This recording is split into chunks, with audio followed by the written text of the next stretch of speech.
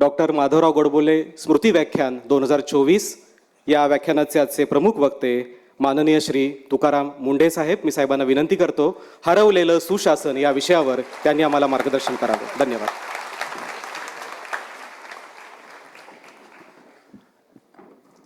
Thank you. माझा एवढा मोठा परिचय झाला आहे की आता काय बोलावं हे सुचत नाही आहे. ज्यांच्या स्मृतिप्रित्यर्थ आज आपण इथं त्यांच्या व्याख्यानमालेच्या स्वरूपातून इथे भेटत आहोत ते डॉक्टर माधव गोडबोले यांच्या स्मृतीस अभिवादन करून सरहद संस्था आणि वंदे मातरम संस्था यांनी हा जो कार्यक्रम आयोजित केला त्यांचे मनापासून आभार मानून आणि आपण सर्वजण इथं ऐकायला आला त्याच्याबरोबर आपल्या सर्वांचे आभार मानतो. आजचा टॉपिक हा खूप मोठा, खूप फास्ट, त्याला डीप आणि वाईड असं म्हणू असा आहे. तो काही 40-45 मिनटात 1 तासात त्याच्यावरती खूप चर्चा होईल अशातला भाग नाही. फक्त त्याचे इंडिकेटर्स आपण थोडे समजून घेऊ शकतो आणि आपली काय परिस्थिती याच्यावरती बोलू शकतो. माझं स्पीच चालू करण्याच्या अगोदर 2 डिस्क्लेमर्स.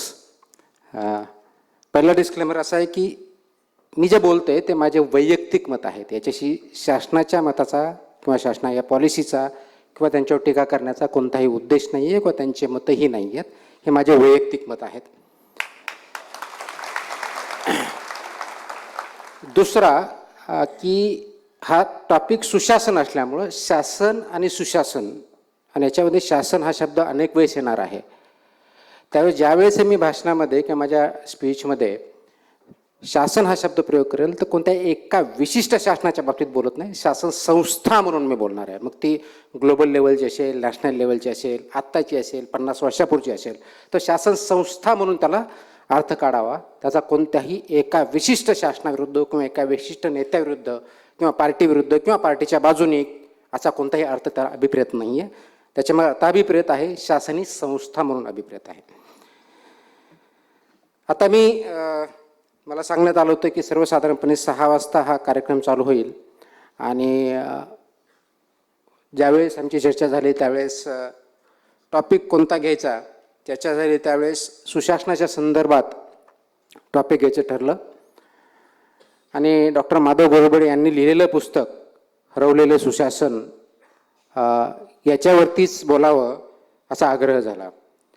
आता शासन किंवा सुशासन हरवलं आहे की नाही हे समाज ठरवेल.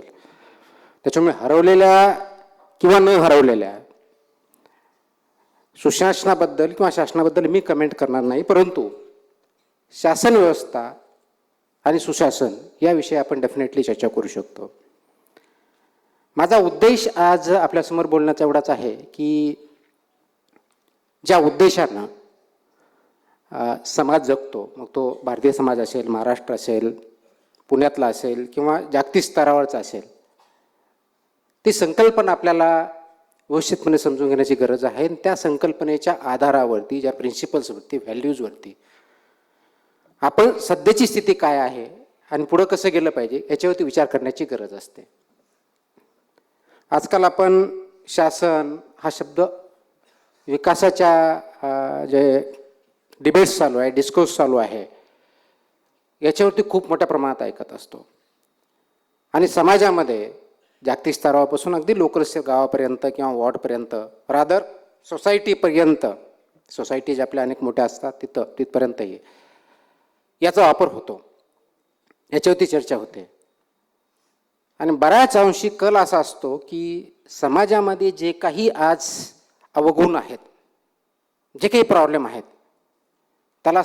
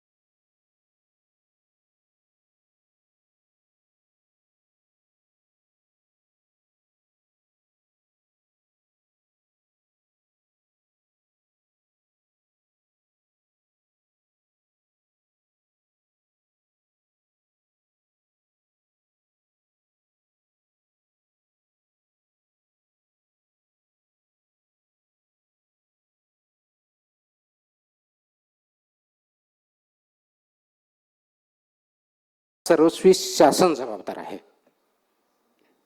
आता हा बघण्याचा दृष्टिकोन का झाला याच्यावरती विचारमंथन होणं गरजेचं आहे. तर मुळामध्ये शासन म्हणजे काय हे कदाचित थिओरिटिकल वाटेल, पण ते समजून घेणं गरजेचं आहे. ते शासन म्हणजे एक इन्स्टिट्यूशन नाही आहे, ती काही एक मोनोलिथिक स्ट्रक्चर नाही आहे, हे डायनॅमिक असतं. शासन म्हणजे एक निर्णय घेण्याची प्रक्रिया आणि घेतलेला निर्णय राबवण्यासाठी जी प्रक्रिया असते अवलंबली जाते ते म्हणजे शासन. मग ते ग्लोबल स्तरावरच असेल, राष्ट्रीय स्तरावरच असेल, लोकल स्तरावरच असेल, अगदी सोसायटी किंवा गाव पातळीच्या स्तरावरच असेल. आता ह्या ज्यावेळी शासनाची आपण डेफिनेशन करतो आणि आपण ज्यावेळेस सुशासनाची अपेक्षा करतो त्यावेळेस आपल्यासमोर काय चित्र दिसतं? कारण आपण 21व्या शतकात चौथ्या इंडस्ट्रियल रेव्होल्युशनच्या काळातून आपण त्याच्यामध्ये राहत असून त्या चौथ्या इंडस्ट्रियल रेव्होल्युशनचा जाणतेपणे किंवा अजाणतेपणे आपण भाग आहोत. आणि हा भाग असताना सुशासन याच्यावरती किंवा शासन याच्यावरती आपण खूप मोठ्या प्रमाणात चर्चा करतो, परंतु ती कन्स्ट्रक्टिव्ह असते का, डिरेक्शनल असते का, खरोखर त्याच्यावर डिस्कोर्स होतो का? मला असा अभिप्राय आहे की याच्यावरती खूप चांगल्या प्रकारचा डिस्कोर्स होणं गरजेचं आहे, विचारमंथन होणं गरजेचं आहे आणि त्याच्यातून एक कन्स्ट्रक्टिव्ह प्रोग्राम, एक टाईम बाउंड प्रोग्राम होणं गरजेचं आहे, ज्याच्या माध्यमातून आपल्याला अभिप्रेत असलेला समाज या सुशासनाच्या माध्यमातून आपण आणू शकतो. आणि आणू शकत असू तर कशा पद्धती आणू शकतो, त्यासाठी काय केलं पाहिजे याच्यावरती विचार करण्याची गरज आहे. आता हे गुड गव्हर्नमेंट, बॅड गव्हर्नमेंट म्हणजे थोडक्यात आपण सुशासन किंवा कुशासन हे आपण जर समजलं तर ही काही नवीन संकल्पना नाही आहे. आपल्याला एक एक्झाम्पल देतो. 1337 आपल्यापैकी काही जणांनी वाचलं असेल तर मला माहीत नाही. 1337 ते 1339 या 2 वर्षाच्या काळामध्ये एक इटलीमध्ये लोरेंझेटी नावाचा एक पेंटर होता, आर्टिस्ट होता. आणि 1337 ते 39 या 2 वर्षाच्या काळामध्ये त्यांनी एक भित्तीपत्रक तयार केलं, त्याला फ्रेस्को पेंटिंग असं म्हणतात. आणि ते भित्तीपत्रक काय होतं तर 3 भिंती होत्या, म्हणजे ही एक भिंत आणि अशा 2 भिंती, याच्यावरती त्यांनी पेंट केलेलं होतं. समोरची जी भिंत होती त्याच्यावरती राजा बसलेला होता, सिंहासन होतं, म्हणजे आजच्या टर्ममध्ये सांगायचं झालं तर गव्हर्नमेंट. त्यावेळेस किंगशिप होती म्हणून तो राजा आला. समोर आपण जसे बसलेला आहात तशी पब्लिक दिसते त्या पेंटिंगमध्ये. म्हणजे समोरच्या भिंतीवरती राजा दिसलेला आहे, समोर पब्लिक दिसते. उजव्या बाजूच्या भिंतीवरती काही पेंटिंग्स आहेत आणि डाव्या बाजूच्या पेंटिंगवरती वॉलवरती काही पेंटिंग आहेत. आता ही समोर जे पेंटिंग आहे हे कन्सिडर करा की ही देशाची एक टेरिटरी आहे, एक जॉग्राफिकल एरिया आहे आणि त्याच्यामध्ये आपण सर्वजण नागरिक आहोत.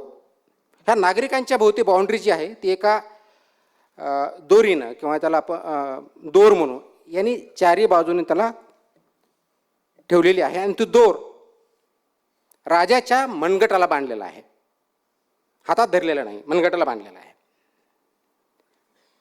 समोरच उजव्या बाजूला ज्यावेळेस बघतो त्यावेळेस चांगलं शहर आहे, शहरामध्ये दळणवळण व्यवस्था व्यवस्थित आहे, चांगल्या प्रकारचे घरं आहेत. शहराच्या बाजूला सेमी अर्बन एरिया आहे, त्या ठिकाणी ट्रेडिंग ॲक्टिव्हिटी खूप मोठ्या प्रमाणात चालतात, फॅक्टरीज वगैरे आहेत, मॅन्युफॅक्चरिंग चांगली होते. त्याच्या पलीकडे गावं आहेत, शेती आहे, शेतीमध्ये मुक्तपणे शेतकरी शेती करतायत. शहरामध्ये आनंदाने वातावरण आहे, मध्येच कल्चरल प्रोग्राम आहेत. म्हणजे एकंदर काय तर उजव्या बाजूच्या जी वॉल आहे त्याच्यावरती एक सुखाचं राज्य चाललेलं आहे, सुखाचा संसार चाललेला आहे, सुखाचा समाज आहे आणि समाजामधला प्रत्येक घटक हा योग्य प्रकारे आपला विकास करतो आणि त्याच्या माध्यमातून आनंद जीवन चांगला जगत आहे. ह्या बाजूला राजाच्या पुढे आणि पब्लिकच्या पेंटिंगच्या मध्ये न्यायदेवता आहे, ती समोर ठेवलेली आहे. ही एक बाजू पेंटिंग आहे. ही जी पेंटिंग आहे ती हॉल ऑफ 9 आहे. ते हॉल ऑफ 9 का म्हटलेलं आहे तर त्यावेळेस आपल्यासारखी डेमोक्रेसी नव्हती, परंतु एक सॉर्ट ऑफ गव्हर्नन्स कसं असावं हे डेपिट करण्याचा, ज्यावेळेस गव्हर्नन्सच्या विषयावरती एवढी चर्चा होत नव्हती, डेमोक्रेसी नावालाही नव्हती, 14व्या शतकामध्ये 2 वर्षाच्या काळात ही पेंटिंग बनवली. आणि हॉल ऑफ 9 का म्हणतात तर कारण त्यावेळेस 9 ट्रेडर्स, इन्फ्लुएन्शियल ट्रेडर्स होते, ते रूल करण्यामध्ये राजाला तिथला गव्हर्नन्स करण्यामध्ये मदत करत होते आणि म्हणून ते हॉल ऑफ 9 असं म्हणतात. डाव्या बाजूला बघितलं तर शहर अविकसित आहे, खूप मोठ्या प्रमाणावरती तिथं ज्याला आपण दंगली म्हणू किंवा विकास नाही आहे, पॉवर्टी आहे असं बघितलं जातं. त्याच्या पलीकडं जर ट्रेडिंग ॲक्टिव्हिटी किंवा मॅन्युफॅक्चरिंग ॲक्टिव्हिटी नाही आहे, एकमेकाविरुद्ध भांडणं चाललेले आहेत, शेतीमध्ये चांगल्या प्रकारचे शेतकरी शेती करू शकत नाही, मुक्त संचार करू शकत नाहीत. मुक्त संचार करू शकत नाही कारण शहरामध्ये आणि शहराच्या बाहेर दोन्हीकडे दंगेखोर आणि खूप मोठ्या प्रमाणावरती दरोडेखोर आहेत, त्याच्यामुळे भीतीचं वातावरण आहे. म्हणजे डाव्या बाजूला पेंटिंगवर त्याने असं दाखवलेलं आहे की वाईट शासन असलं म्हणजे त्याचे काय परिणाम होतात, आणि उजव्या बाजूला पेंटिंगवर दाखवलेलं आहे की चांगलं शासन असेल म्हणजे नेमकं काय परिणाम होतात. हे दोन्ही चित्र 1337 ते 1339 या काळामध्ये लोरेंजेटी नावाच्या पेंटरने इटलीमध्ये सिएना नावाचा छोटासा प्रॉव्हिन्स होता त्या ठिकाणी केलेलं आहे. ज्यावेळेस डेमोक्रेसी ही संकल्पना नव्हती, लोकशाही ही संकल्पना होती, राजेशाही होती आणि समोर राजा बसलेला आहे. आता हे पिक्चर काय दाखवतं तर हा पिक्चर एक जनरलमध्ये 14व्या शतकामध्ये गुड गव्हर्नन्स आणि बॅड गव्हर्नन्सचा परिणाम समाजावरती काय होतो हे डेपिक्ट करण्याचा त्याचा फ्रेस्को पेंटिंगच्या माध्यमातून हा प्रयत्न होता. ती परिस्थिती आज आहे का? त्याचा आजच्या 21व्या शतकात 2024मध्ये आपण ज्या विषयी आपण बोलत आहोत त्याच्याशी काही संबंध आहे का? त्याच्याशी आपण कनेक्ट करू शकतो का? मला वाटतं ती जी संकल्पना आहे आजही तेवढ्याच प्रमाणात लागू होते. गुड गव्हर्नन्स असेल तर प्रॉस्पेरिटी येईल, ग्रोथ येईल, इक्वॅलिटी, जस्टिस, न्याय हे असेल. बॅड गव्हर्नन्स असेल तर अन्याय होईल, एकमेकाविरुद्ध भांडणं होतील, विकास होणार नाही, पर्यायानं सेल्फ सेंट्रिक इंडिव्हिज्युअल असतील, मग तो कल्चरल ग्रोथ होणार नाही, सामाजिक होणार नाही, आर्थिक होणार नाही, शैक्षणिक होणार नाही. ही जर संकल्पना आपण जर गुड गव्हर्नन्स आणि बॅड गव्हर्नन्स, त्यावेळेस त्यांनी शब्द प्रयोग केला होता, त्याला नंतरच्या काळात allegory of good and bad government म्हणून त्याचं नॉमेनक्लेचर करण्यात आलं. तर ही जर संकल्पना 14व्या शतकात होती आणि त्यानंतर खूप मोठ्या प्रमाणात आपल्याकडे इंडस्ट्रियल रेव्होल्युशन होऊन गेली, नॅशनलिझम आलं, फ्रीडम्स आलं, पॉप्युलेशन वाढलं, टेक्नॉलॉजी वाढली आणि आज आपण इंडस्ट्रियल रेव्होल्युशन 4 चौथ्या इंडस्ट्रियल रेव्होल्युशन राहत नसतानाही 14व्या शतकातल्या कन्सेप्टवरतीच अजूनही जर आहोत तर कुठेतरी तुम्हाला आणि मला आणि आपण सर्वांना विचार करण्याची गरज आहे असं मला वाटतं. तर आपण शासनामध्ये मुळामध्ये का शासन, सुशासन किंवा शासन याच्यावरती का चर्चा करतोय? असं काय आहे की शासनाशिवाय आपण काही करू शकत नाही किंवा शासन आपल्यावरती काय इफेक्ट करतं? तर ह्या सगळ्या पेंटिंगचा आणि या फिलॉसॉफीचा, पॉलिटिकल फिलॉसॉफीचा आत्तापर्यंत जर विचार केला आणि आत्ताची स्थिती बघितले तर आपल्यासमोर 3 प्रश्न उभे राहतात. आपल्यासमोर 3 प्रश्न उभे राहतात आणि 3 प्रश्न कोणते? शासनाचा किंवा शासन व्यवस्थेचा नागरिकावरती म्हणजे आपल्यावरती, शासित ज्याला आपण म्हणू, दोज हू आर गव्हर्न्ड, यांच्यावरती काय परिणाम होतो? आपल्यावरती परिणाम जर झाला नसता तर कदाचित आपण त्याच्यावरती डिस्कशन केलं नसतं, त्याच्याविषयी चर्चा केली नसती, त्याच्यावरती डिस्कोर्स केला नसता. तर जे शासित आहोत आपण all of us, me as a citizen म्हणून बोलतोय, ॲज अ इंडिव्हिज्युअल म्हणून बोलतोय, ज्यावेळेस मी समाजामध्ये वावरतो तर ह्या शासनाचा माझ्यावरती काय परिणाम होतो? हा पहिला प्रश्न. दुसरा प्रश्न, जर शासनाचा परिणाम आपल्यावरती होतो असं मानलं तर ह्या शासन प्रक्रियेमध्ये किंवा शासन ठरवण्यामध्ये, निवड प्रक्रियेमध्ये मला काही चॉईस आहे का? ही निवड करण्यामध्ये किंवा ते शासन चालवण्यामध्ये मला काही चॉईस आहे का, आणि असेल तर कसं आहे. आणि तिसरा प्रश्न, एखादं शासन हे चांगलं आहे की वाईट आहे, गुड ऑर बॅड, हे मी कसं ठरवणार, ते मी ओळखणार कसं, याच्याविषयीच आहे. मला वाटतं गुड गव्हर्नन्स किंवा स्टेट आणि सिटिझन्स, राज्य आणि नागरिक, लोक, राज्य आणि समाज, good governance versus bad governance किंवा गव्हर्नन्स परसे, याचा संबंध असेल तर ह्या फक्त 3 प्रश्नाशी संबंध आहे. आणि या 3 प्रश्नाचे जर आपण उकल करू शकलो तर निश्चितच आपला कन्सेप्ट हा क्लिअर होईल की गुड गव्हर्नन्स म्हणजे काय, बॅड गव्हर्नन्स म्हणजे काय, गुड गव्हर्नन्स करण्यासाठी काय अपेक्षित आहे. कारण आता कुणालाही विचारलं तर शासनाबद्दल हार्डली एनीबडी, आता मला माझे इंट्रोडक्शन देताना की बदल्या खूप झाल्या त्याच्यावर टाळ्या वाढल्या, पण there nothing to clap about to be transferred more than expected. Normal course of ॲक्शनपेक्षा जास्त झालं म्हणजे टाळ्या वाजवणं, this is nothing something good. तर ह्या 3 प्रश्न याची जर उकल आपण करू शकलो तर मला वाटतं आपल्याला गव्हर्नन्स आणि गुड गव्हर्नन्स हे जर कळलं तर आपण त्याच्यावरती निश्चित उपाययोजना करून, काय कुठे जायचं आहे हे जर माहीत नसेल आणि ते कुठे जायचं आहे तर पहिला प्रश्न आहे की आपण बऱ्याच वेळेस आपण कुठे जायचं हे ठरवतो, हा तिकडे जायचं आहे, मग कसं जायचं, आपण या पद्धतीने जाऊ, या मार्गाने जाऊ, पण मुळातला जो प्रश्न तो आपण विचारत नाही, आपण तिकडं का जायचं आहे, वाय. म्हणजे गुड गव्हर्नन्स पाहिजे. माझा प्रश्न असा आहे, गुड गव्हर्नन्स का पाहिजे, रादर गव्हर्नन्स का पाहिजे आणि गव्हर्नन्स काय आहे हे समजून जर घेतलं नाही, म्हणजे हे 3 प्रश्न जर आपण समजून घेतले नाही तर आपण जे बोलतोय, चर्चा करतोय, याला खूप सबस्टँटिव्ह स्वरूप आपण देऊ शकणार नाही आपल्या वैयक्तिक जीवनामध्ये, सार्वजनिक जीवनामध्ये, मग तो अगदी सोसायटी लेवलला असेल, फॅमिली लेवलला असेल, व्हिलेज किंवा नॅशनल आणि ग्लोबल लेवलला असेल. कारण आजचं कालचं गव्हर्नन्स हे खूप कॉम्प्लेक्स झालेलं आहे. इट इज नॉट लिमिटेड की तुम्ही म्हटलं की सोसायटी तर सोसायटीपुरतं मी समजू शकेल, बाकी सोसायटी मला घेणं देणं असं नाही होऊ शकत. किंवा आपलं राज्य दुसऱ्या राज्याच्या विरुद्ध बोलू शकतं किंवा करू शकतं, किंवा भारत देश अमेरिका, रशिया, चायना यांना कन्सिडर न करता आपल्या पॉलिसी बनवू शकतो असं नाही आहे. कारण इंटरकनेक्टेड वर्ल्डमध्ये राहतो आपण, ज्याला ग्लोबल म्हणतो, त्याच्यामुळे ग्लोबल गव्हर्नन्स टू लोकल, त्याला ग्लोकल आजकालच्या टर्म्स म्हणतो, तो त्या लेवलपर्यंत गेलेलं आहे. म्हणून हे 3 प्रश्न समजून घेणं गरजेचं आहे आणि 3 प्रश्नाची उत्तरं समजून घेणं गरजेचं आहे. तर पहिला प्रश्न मी जो म्हटलं आहे की शासनाचा मानवी जीवनावरती, आपल्यावरती नागरिक म्हणून किंवा शासित म्हणून याच्यावरती काय परिणाम होतो.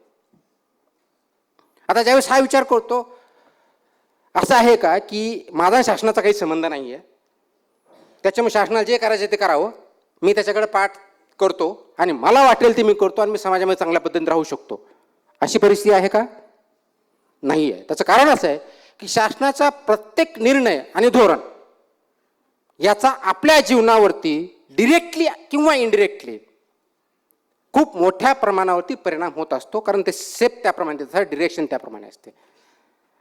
कोणताही डिसिजन घ्या, यू टेक एनी डिसिजन, जो पब्लिक पॉलिसी ज्याला म्हणतो, जो डिसिजन म्हणतो, तो निर्णय, त्या निर्णयाचा परिणाम समाजावरती, प्रत्येक माणसावरती होतो. अगदी मॅरेजेस वाढवायचं असेल त्याच्यावरती मतमतांतर होऊ शकतात, फॅमिली प्लॅनिंगचे प्रोजेक्ट असतील त्याच्यावरती होऊ शकतात, टॅक्स वाढवायचा असेल त्याच्यावरती होऊ शकतात, स्कीम असून डिस्ट्रीब्युटिव्ह जस्टिसच्या बाबतीत असेल त्या बाबतीत होतात, स्पर्धा परीक्षा MPSC UPSC मधलं एज वाढवायचं कमी करायचं याच्यावरती होऊ शकतात. तो शासनाचा प्रत्येक निर्णय हा आपल्याला अफेक्ट करतो, परिणाम करतो. तो किती प्रमाणात करतो तो डिपेंड्स, कोणता निर्णय आहे, त्याच्या कोणत्या कॅटेगरीमध्ये आपण बसतो त्या दृष्टीने बघायचा असतो. पण डेफिनेटली निर्णयाचा परिणाम होतो, तो डीपवरती होतो, वाईड होतो, थ्रूआउट लाईफ असतो, जन्मल्यापासून असतो, जन्मल्या मृत्यूपर्यंत असतो. मग हे जर असेल तर आपण हे म्हणू शकत नाही आहे की परिणाम होत नाही का, परिणाम होतो, तो कसा होतो याच्यावरती आपण विचार केला पाहिजे. म्हणून शासनाने ह्या दोघांमधलं रिलेशन असतं,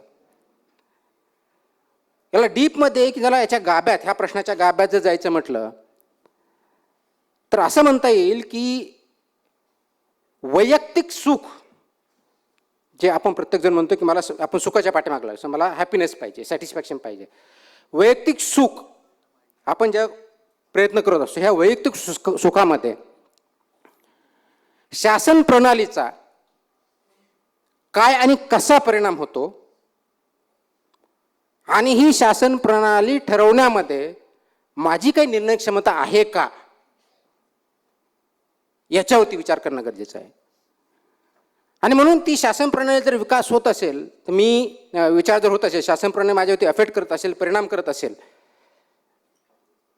तर ते शासनाचे जे निर्णय आहेत, निर्णय क्षमता आहे, निर्णय प्रक्रिया आहे, ही योग्य प्रकारे झाली पाहिजे. आता योग्य प्रकारे म्हणजे नेमकं काय, हा एक मोठा प्रश्न असतो. त्यांनी जो निर्णय घेतला आहे शासनाने, तो योग्य की अयोग्य, हे कसं ठरवायचं, हा तिसरा प्रश्न आहे. म्हणजे मी जो म्हटलं की तिसरा प्रश्न जो आहे की एखादं शासन चांगलं किंवा वाईट, एखादा निर्णय चांगला किंवा वाईट, हे कसं ठरवायचं, तर ते ठरवण्याचे काहीतरी क्रायटेरिया पाहिजेत. तर आपण तिसऱ्या प्रश्नामध्ये होतो. पहिला प्रश्न असा आहे की परिणाम होतो, सखोल होतो. कारण शासनाचा प्रत्येक निर्णय हा आपल्या पूर्णपणे जीवनशैलीशी निगडीत असतो. असा एकही निर्णय नाही आहे की ज्याच्यावरती आपल्यावरती परिणाम होणार नाही. पूर्णपणे जीवनशैली आणि आपल्या जीवनामध्ये विकास कशा पद्धतीने होतो, कोणत्या पद्धतीने होतो, आपल्याला शिक्षणाच्या किती संधी भेटतात, आर्थिक ग्रोथ किती होतो, किंवा मला फ्री ट्रेड करता येतो की नाही, मी बोलू शकतो की नाही, माझं वैयक्तिक स्वातंत्र्य जे आहे, लिबर्टी ज्याला म्हणून, लिबर्टी ऑफ थॉट असेल, लिबर्टी ऑफ एक्सप्रेशन असेल, एका भागातून दुसऱ्या भागात जायचं असेल, याच्यावरती शासन निर्णयाचा परिणाम होत असतो. आणि शासन म्हणजे कोण असतं, तर ते डेमोक्रेसीच्या माध्यमातून आपण आज रिप्रेझेंटेटिव्ह डेमोक्रेसी, कारण डिरेक्ट डेमोक्रेसी पॉसिबल नाही आहे, कारण सगळेजण एकत्र येऊन निर्णय घेण्याची जी डेमोक्रेसी होती ग्रीसच्या एथेन्समध्ये चालू झाली त्यावेळेस होती, कारण त्यावेळेस पॉप्युलेशन कमी होतं. आज आपल्या इथं पुण्यात जरी एकत्र यायचं म्हणलं तरी शक्य नाही, डिसिजन मेकिंग शक्य नाही, म्हणून आपण रिप्रेझेंटेटिव्ह डेमोक्रेसीमध्ये आलो. सो आपले जे रिप्रेझेंटेटिव्ह आहेत आणि ते इम्प्लिमेंट करण्याचं काम जे वेगळे अधिकारी करतात, वेगळ्या संस्था करतात, त्यांच्या माध्यमातून ही डेमोक्रेसी, हे निर्णय होत असतात. म्हणून दुसरा जो याला निगडीत प्रश्न येतो की ज्याच्या माध्यमातून, म्हणजे शासन जे आपण निवडून देतो, म्हणजेच आपण आपल्या वतीने ते काम करतात, कुणासाठी, आपल्यासाठीच करतात. ती निवडून देण्याच्या माझ्यामध्ये हा दुसरा जो प्रश्न आहे, ते मला निवड आहे का, मला चॉईस आहे का. ज्यावेळेस मी म्हणतो की मला चॉईस आहे, डेमोक्रेसीमध्ये every citizen is as important as other, प्रत्येकाला एक वोट आहे. मग आम्ही काय करतो, इलेक्शन घेतो, पिरियॉडिकल इलेक्शन घेतलं म्हणजे वोट करतो, आणि परत पुढच्या 5 वर्षांना इलेक्शन झालं त्यावेळेस परत वोट करतो. एक तर त्यांना कंटिन्यू करतो किंवा बदलतो. मधल्या 5 वर्षात काय करतो, हा प्रश्न आहे. म्हणून निवडीचा अधिकार आहे का, हा खूप संवेदनशील प्रश्न आहे. का संवेदनशील आहे, मतमतांतर खूप आहेत, पण मी ज्यावेळेस निवडून देतो, कशाच्या आधारे देतो, कोणत्या कार्यक्रमाच्या आधारे देतो, कोणत्या उद्देशासाठी देतो, इंडिव्हिज्युअल उद्देशासाठी देतो का सार्वजनिक उद्देशासाठी देतो. आणि हे शासन 2 वर्ष 5 वर्ष जे काही टेन्युअर असेल ते चालू असताना त्याच्यावरती लक्ष ठेवण्याचं जे सर्वात महत्त्वाचं काम नागरिकांचं असतं, समाजाचं असतं, ते आपण करतो का. शासनाच्या प्रत्येक कृतीवरती आपण विचारमंथन करायचं असतो, प्रत्येक निर्णयाचा परिणाम काय होतो ह्याचं इव्हॅल्युएट करायचं असतं, ते आपण करतो का. आणि ते जर करत असू तर मग त्यांचा कार्यकाळ किती असावा, मग त्यांना परत निवडून द्यायचं का, त्याचे परिणाम काय होते, जर चुकीचा निर्णय घेत असेल तर त्याला विरोध करतो का. ही जी कंटिन्युअस ॲक्टिव्हिटी आहे ती आपण करतो का, ह्या दुसऱ्या प्रश्नामध्ये आहे. आपल्याला अधिकार तर आहे, खूप मोठ्या प्रमाणात आहे, निवडून देण्याचा आहे, वॉच ठेवण्याचा आहे, कृतीवरती अंकुश ठेवण्याचा आहे, विरोध करण्याचा आहे, परंतु सार्वजनिक स्वरूपात आहे का एकट्या स्वरूपात वापर करतो, हा आपला खूप महत्त्वाचा प्रश्न आहे. त्याच्यावरती आपला दुसरा महत्त्वाचा इश्यू असतो. आणि म्हणून हे जर आपण करत नसू तर शासन कृतज्ञ होऊ शकतं, करप्ट होऊ शकतं, चुकीच्या दिशेनं जाऊ शकतो, आणि आपण म्हणतो की मग शासन हे चुकीचे निर्णय घेतं. तर चुकीचे निर्णय घेत असेल तर त्याला विरोध करण्याचं सुद्धा आपलं काम आहे. तो विरोध मात्र आपल्या रूल ऑफ लॉ, कारण डेमोक्रेसीमध्ये किंवा शासनामध्ये रूल ऑफ लॉ खूप महत्त्वाची गोष्ट अशी. अदरवाईज राज्य आणि जंगल राज याच्यात काही फरक राहिला नसता. जंगल राजमधून आपण याच्यात आलो, राज्य अशासाठी अस्तित्वात आलं की there should be rule of law, म्हणजे सर्वांनी ते मान्य केलं पाहिजे. काही कन्व्हेन्शन्स असतील, काही लॉज असतील, त्या दृष्टीने मान्य केलं पाहिजे. हा दुसरा प्रश्न. आणि आता शेवटचा प्रश्न याच्यातून येतो की तिसरा जो महत्त्वाचा प्रश्न आहे की चांगलं किंवा वाईट शासन मी कसं ठरवायचं. त्याचे काही क्रायटेरिया आहेत का? तर चांगलं किंवा वाईट शासन ठरवताना मग मला वैयक्तिक फायदा झाला तर ते चांगलं, आणि मला मनासारखं जर झालं नाही तर ते वाईट, असं जर म्हणणार असू तर ते चुकीचं आहे. कारण चांगल्या वाईटची डेफिनेशन, चांगलं किंवा वाईट हा फक्त काही मटेरियल नाही, म्हणजे relation between state and citizen, राज्य आणि शासन आणि नागरिक लोक, याच्यात तर रिलेशन हे काय फक्त भौतिक रिलेशन नाही आहे, तर ते नैतिक पण आहे, ते फिलॉसॉफिकल पण आहे, ते इक्विटेबल पाहिजे, ते जस्ट पाहिजे. तर त्या विषयाचा अभ्यास केल्यानंतर आपल्या लक्षात आलं येतं की जे शासन निर्णय घेत आहेत ते नैतिकदृष्ट्या समाजासाठी, राज्यासाठी योग्य आहेत की नाही आहेत, ते इक्विटेबल आहेत का, ते जस्ट आहेत का, फक्त वैयक्तिक बेनिफिटसाठी न होता ते सार्वजनिक हिताच्या दृष्टिकोनातून आहेत का. म्हणून तो प्रश्न येतो की सार्वजनिक हित, public interest versus individual interest. मग ह्या 3 प्रश्नाचे उत्तर जर असतील आणि आपण डेमोक्रेसीमध्ये राहत असू, कारण आजच्या डेटपर्यंत सर्वात चांगलं गव्हर्नमेंट जे असेल, फॉर्म ऑफ गव्हर्नमेंट ज्याला म्हणतो, डेमोक्रेसी आहे.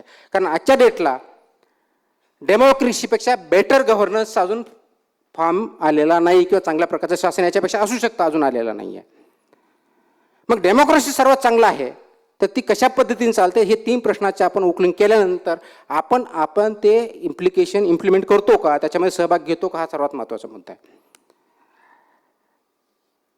तर ह्या 3 प्रश्नाची उकल करत असताना ज्यावेळेस 14व्या शतकात जसं सांगितलं, तीच कन्सेप्ट 21व्या शतकात फास्ट फॉरवर्ड जर आपण आलो तर ते क्वेश्चन आज आहेत का व्हॅलिड, तर आन्सर इज यस, ते क्वेश्चन आज व्हॅलिड आहेत. कारण शासनाचा इम्पॅक्ट आपल्यावरती होतो, चांगला किंवा वाईट प्रकारे होतो, त्यात निर्णय प्रक्रियेमध्ये आपला सहभाग आपला आहे का, निर्णय निश्चित आहे, आणि चांगल्या आणि वाईट प्रकारे आपण ठरवू शकतो का, तर हे क्रायटेरिया फक्त एक भौतिक म्हणून नव्हे तर एक नैतिक पातळीवरती जाऊन, जस्ट इक्वॅलिटी हे जे प्रिन्सिपल याच्यावरती जाऊन आपण ते बघितले पाहिजे. याचा परिणाम डेफिनेटली आपल्यावरती होतो.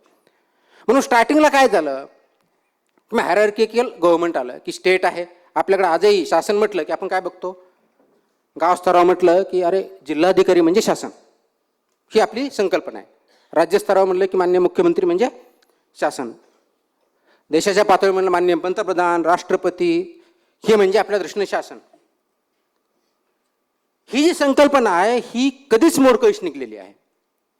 कारण हायरार्किकल गव्हर्नमेंटच्या काही लिमिटेशन्स होत्या, त्या लिमिटेशनच्या माध्यमातून जसं 1950च्या पुढे दशक गेली, कारण आर्ग्युमेंट काउंटर आर्ग्युमेंट असं झालं की ब्युरोक्रॅटिक गव्हर्नमेंट किंवा जे गव्हर्नमेंट आहे हायरार्किकल गव्हर्नमेंट, याला लिमिटेशन्स आहेत, ते एफिशियंट नाही आहे. म्हणून न्यू पब्लिक ॲडमिनिस्ट्रेशनचा जन्म झाला आणि त्याच्यामधून मार्केट ड्रायव्हन फोर्सेस ज्याला म्हणतो, की मार्केट विल टेक केअर की प्रोडक्शन कोणतं पाहिजे, कन्झम्पशन कोणतं पाहिजे, डिमांड सप्लाय, या प्रिन्सिपल्सवरती आधारित मार्केट ड्रायव्हन फोर्सेस आले.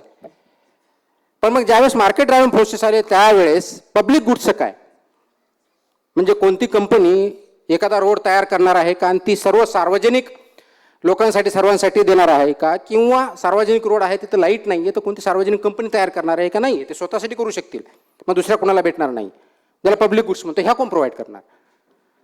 मग गव्हर्नमेंटचा इरिलेव्हन्स करून चालत नाही, आपल्याला आवश्यक आहे. म्हणून ह्या सर्व्हिसेस देण्यासाठी आवश्यक असल्यानंतर मग तिसरं आणि लेटेस्ट जे आपण म्हणतो ज्याला नेटवर्क गव्हर्नन्स म्हणतो, म्हणजे एका बाजूला हायरार्किकल गव्हर्नन्स, दुसऱ्या बाजूला मार्केट गव्हर्नन्स आणि तिसऱ्या बाजूला नेटवर्किंग गव्हर्नन्स, की नेटवर्किंगच्या माध्यमातून गव्हर्नन्स, ज्याला लॉबिस्ट म्हणतो.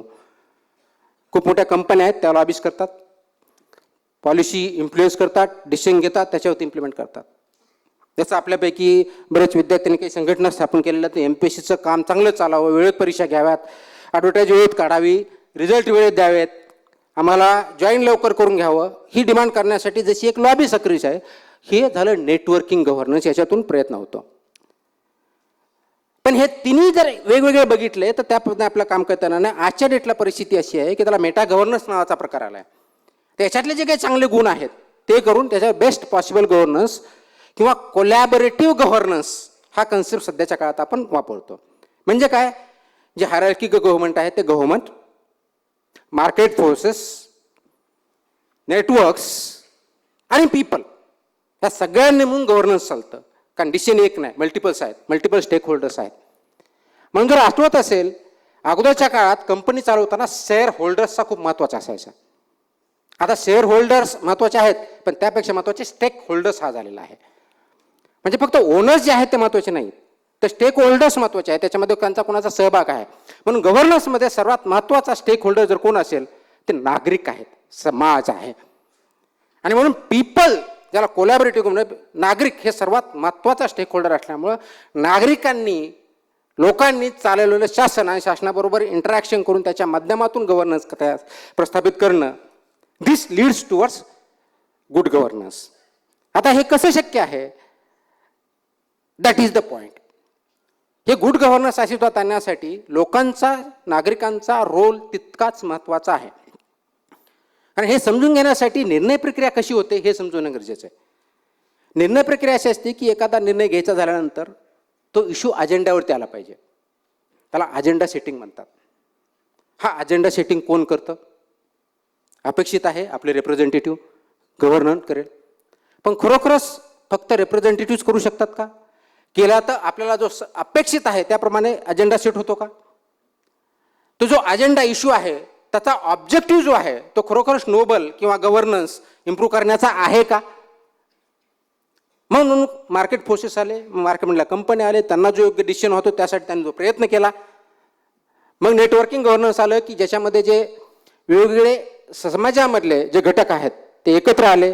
मग ते NGOच्या माध्यमातून असतील, सिटीजन फॉरमच्या माध्यमातून असतील, एकत्रित सोसायटी असतील, यांनी एखाद्या विषयावरती करायचं, त्यासाठी आम्हाला हा डिसिजन पाहिजे, त्यासाठी लॉबिंग करायचं, इन्फ्लुएन्स करायचं, डिसिजन घ्यायचा आणि इम्प्लिमेंट करून घ्यायचं.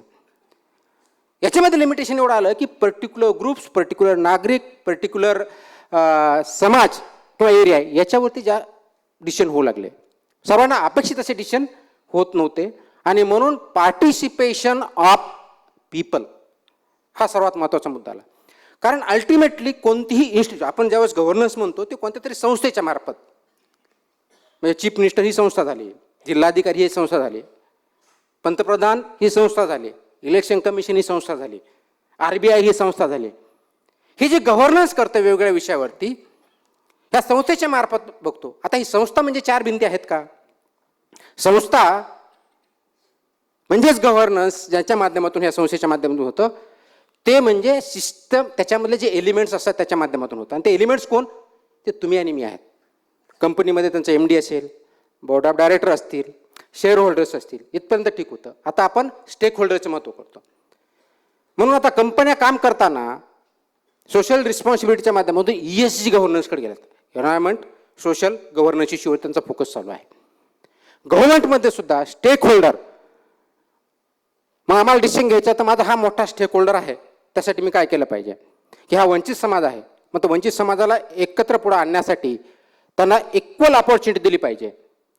मग डिस्ट्रीब्युटिव्ह जस्टिस आला पाहिजे, जस्ट केलं पाहिजे. मग काय केलं पाहिजे? जॉन रॉसने यांनी एक डिस्ट्रीब्युटिव्ह जस्टिसच्या बाबतीत खूप मोठ्या प्रमाणावरती जस्टिसची थिअरी केली आहे. त्यांचं असं म्हणणं आहे की डिस्ट्रीब्युटिव्ह जस्टिस किंवा जस्टिस द्यायचं जर असेल, everybody must get equal opportunity. म्हणजे स्पर्धा परीक्षेला बसण्यासाठी किंवा सक्सेस होण्यासाठी ग्रॅज्युएट हा क्वालिफिकेशन आहे. तर ग्रॅज्युएट होण्यासाठी सर्वांना संधी दिली पाहिजे, म्हणजे एज्युकेशन सर्वांना दिलं पाहिजे.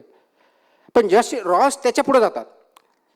तो व्यक्ती त्याच लेवलचं एज्युकेशन जो कॉन्व्हेंटमधला, मुंबईमधला, दिल्लीमधला व्यक्ती, एक श्रीमंत घरातला व्यक्ती, मुलगा घेऊ शकतो, त्या स्तरावरचं एज्युकेशन त्याला दिलं जाऊ शकतं का? त्या लेवलपर्यंत त्याची स्थिती काय इथपर्यंत जाऊन बघावं लागेल, त्यावेळी जस्टिस होईल असं म्हटलं जातं. मग आपल्या भारत देशामध्ये एवढ्या मोठ्या प्रमाणावरती डायव्हर्सिटीज आहेत, इनइक्वॅलिटीज आहे, पॉवर्टी आहे, एवढे प्रॉब्लेम्स आहेत. मग एवढे असताना हे जस्टिस देण्यासाठी शासनानं काम करण्याचे गरजेचं आहे. आणि म्हणून आपण ते शासन वेगवेगळे निर्णय घेऊन त्यांना मदत करत असतं की प्रत्येकाला इक्वल अपॉर्च्युनिटी भेटली पाहिजे. आणि इक्वल अपॉर्च्युनिटी भेटण्यासाठी त्यांना एम्पावर केलं पाहिजे. आणि ती एम्पॉवरमेंटची प्रक्रिया सतत चालू असल्यामुळं आपल्यामध्ये बदल घडलेले आहेत. कदाचित ते आपल्याला अपेक्षित तेवढ्या स्पीडने, अपेक्षित त्या क्वालिटीचे नसतील. ते का नसतील? तर डिसिजन मेकिंग प्रोसेसमध्ये, गव्हर्नन्सच्या प्रक्रियेमध्ये आपला सहभाग, मी परत म्हणतो सहभाग, पार्टिसिपेशन, कन्सल्टेशन नाही, पार्टिसिपेशन किती असतं हा खूप महत्त्वाचा भाग आहे. आणि म्हणून ते एखादा इश्यू आपल्या अंगाशी आल्यानंतर खूप आपण तर्फेन उठतो की पुण्यामध्ये जसं मी आता याच्यावरती बोलणारच आहे, MPSC परीक्षा खूप मोठ्या प्रमाणावरती वारंवार आंदोलनं होत असतात, परीक्षा डेट, डबल परीक्षा वगैरे वगैरे. वाईट आहे का? बिलकुल वाईट नाही, कारण तुमचा जस्टिस भेटण्यासाठी तुम्ही ते फाईट केलं पाहिजे. But is that the objective? I will come to that. तर ही जस्टिस देण्यासाठी जी संकल्पना आहे, इक्विटेबल राईट्स देण्यासाठी, तुमच्या जीवनावरती परिणाम करण्यासाठी जे निर्णय आहे त्याच्यामध्ये आपण सहभागी आहोत का? आणि कॉन्स्टंटली सहभागी आहोत का? एक वेळेस मतदान केलं म्हणजे नाही. जसं मी सांगितलं की त्याच्यावरती लक्ष ठेवणे, त्याच्या कृतीवरती लक्ष ठेवणे, जे निर्णय होते निर्णयाचे परिणाम काय होतील, ते जर निगेटिव्ह होत असतील तर ते रोलबॅक करायला लावणे, त्याला विरोध करणे, हे आपलं कर्तव्य आहे. हे आपण करत आहोत का? हा खूप महत्त्वाचा विषय आहे. आणि मग त्या दृष्टीने जर आपण केलं, त्याला पार्टिसिपेटिव्ह गव्हर्नन्स जे म्हणतो, not only representative government. Representative आहेच आहे, कारण इनडिरेक्ट डेमोक्रेसी आहे, सगळेजण एकत्र मिळून निर्णय घेणं शक्य नाही. कदाचित तेवढं नॉलेज आपल्या प्रत्येक व्यक्तीकडे नसतं. जे टेक्निकल एक्सपर्टीज आहेत त्यांच्याकडे काही गोष्टी असतील, तुमच्याकडे काही गोष्टी असतील, या सगळ्यांचं नॉलेज एकत्र करून बेस्ट डिसिजन ज्याच्यामुळं समाजावरती चांगला परिणाम होईल, इक्विटेबल असेल, न्याय भेटेल आणि सर्वांसाठी सारखा कायदा असेल, रूल ऑफ लॉ ज्याला म्हणू, डिस्क्रिमिनेशन नसेल, प्रत्येक निर्णय घेतलेला जो असेल त्याला अकाउंटेबिलिटी असेल, म्हणजे ज्याने निर्णय घेतला आहे त्याला तो बांधील असेल, त्याची जबाबदारी असेल, तो योग्य होतो, इम्प्लिमेंट योग्य प्रकारे होतो की नाही, आणि त्याचा परिणाम चांगला झाला पाहिजे, यासाठी अकाउंटेबिलिटी बिल्ड पाहिजे. हे सगळं बघण्यासाठी काय? ट्रान्सपरन्सी, पारदर्शकता निर्णयामध्ये आणि निर्णय प्रक्रिया इम्प्लिमेंटेशनमध्ये पाहिजे. आणि पारदर्शकता आणण्यासाठी आपण काही प्रयत्न करत आहोत का? शासन काही प्रयत्न करत आहोत का? तर ही accountability, representative government, participation, constant vigilance, capability, तर जे गव्हर्न करतायत ते केपेबल आहेत का? त्यांना आपणच निवडून दिलेलं आहे, किंवा अधिकारी जे असतात ते कोणत्या तरी स्पर्धा परीक्षेच्या माध्यमातून निवडून तिथं जातात, ते योग्य आहेत का? योग्य माणसाला योग्य ठिकाणी पोस्टिंग दिलंय का? त्याप्रमाणे तो काम करतोय का? त्याचे रिझल्ट बघतायत का? का काम करत असताना मला काहीतरी वाटलं म्हणून आर्बिट्ररी माझ्या विरुद्ध गेल्यावर मी बाजूला काढतो, दुसऱ्या कुणाला तरी आणतो एका पर्टिक्युलर इंटरेस्ट पुढे जाण्यासाठी. ह्या गोष्टीचा ज्यावेळेस विचार करतो आणि ज्यावेळेस याच्यामध्ये ॲक्टिव्ह पार्टिसिपेशन, इन्व्हॉल्वमेंट नागरिकांचं असतं, त्यावेळेस governance turns towards good governance. आणि इट्स अ कंटिन्युअस प्रोसेस, त्याला एंड नाही आहे. जसं आता आपल्याला माहिती आहे की कोविड आला, कोविडच्या काळामध्ये कोविड काय होतं हे कुणालाच माहीत नव्हतं. मी त्यावेळेस नागपूरला म्युनिसिपल कमिशनर होतो. सडनली आला, लॉकडाऊन जागे सांगितलं, nobody knew what is to be done. तो कसा होतो, कसा ट्रान्समिट होतो, त्याला मेथॉडॉलॉजी काय, डॉक्टर्स पेशंटला टॅकल करायला तयार नाहीत, आयडेंटिफाय कशा करायच्या, ICUमध्ये डॉक्टर जायला तयार नाही आहेत, वे फॉरवर्ड काय, किती दिवस चालणार माहीत नाही आहे. कारण हे दिस इज समथिंग. मग कन्सेप्ट काही त्याला अँटिसिपेटरी गव्हर्नमेंट पाहिजे. तुम्ही त्याला अजाईल गव्हर्नन्स म्हणा, अँटिसिपेटरी म्हणा, गुड गव्हर्नन्स म्हणा, सगळ्या ज्या कन्सेप्ट आहेत ज्या व्हिजनवरती, फोरसाईटवरती, इन द पब्लिक इंटरेस्ट केल्या जातील, वेळोवेळी केल्या जातील, सेन्सिटिव्हली संवेदनशीलपणे केल्या जातील, हे सगळं करणं म्हणजे गुड गव्हर्नन्स आहे. आणि त्याची सुरुवात ही आपल्याला स्वतःपासून करावी लागणार आहे. आता प्रश्न असा आहे की हे सुशासन अस्तित्वात आहे का, किंवा अस्तित्वात आणलं जाऊ शकतं का? शासन तर अस्तित्वात आहे, नागरिक पण आहेत, संस्था पण आहेत. मग प्रॉब्लेम कुठे? म्हणजे सिस्टममधले सर्व पार्ट आहेत. संस्था आहे ज्याच्या माध्यमातून हे शासन होणार आहे, संस्था चालक आहेत, म्हणजे टिळक स्मारक मंदिर आहे तर इथं ट्रस्टीज आहेत, त्यांना कसं चालवायचं आहे, कुणाला भाड्याने द्यायचं आहे, कितीने भाड्याने द्यायचं आहे, त्याचा वेळ काय असणार आहे, रूल्स रेग्युलेशन्स आहेत. तसं आपल्या शासनाच्या बाबतीत आहे. कॉलेज असेल तर कॉलेजच्या बाबतीत आहे. त्याच्यामध्ये काम करणारे किंवा रोल परफॉर्म करणारे नागरिक आहेत, एम्प्लॉईज आहेत. मग शासनाच्या बाबतीत हे असताना, संस्था असताना, शासन असताना, नागरिक असताना गुड गव्हर्नन्स का होऊ शकत नाही? ट्रान्सपरन्सली का होऊ शकत नाही? अकाउंटेबल गव्हर्नन्स का राहू शकत नाही? संवेदनशील का राहू शकत नाही? All these are characteristics of good governance. कारण आपण याच्यावरती खूप मोठ्या प्रमाणात बोलू शकतो, एका फीचरवरती आपण खूप डिस्कशन करू शकतो. माझी अपेक्षा असते की याच्यावरती विचार करण्याची गरज आहे आणि त्याची विचार स्वतःपासून सुरुवात करण्याची गरज आहे. उदाहरण मी अनेक देऊ शकतो, अनेक चांगल्या प्रकारचे प्रोजेक्ट होतात, फक्त ते आयसोलेशनमध्ये होतात. So let's take example. आता किती वेळ आहे माझ्याकडे? कारण सर्वसाधारणपणे 1 तास बोलावं असं नाही. माझ्यासाठी भरपूर बंधन आहेत.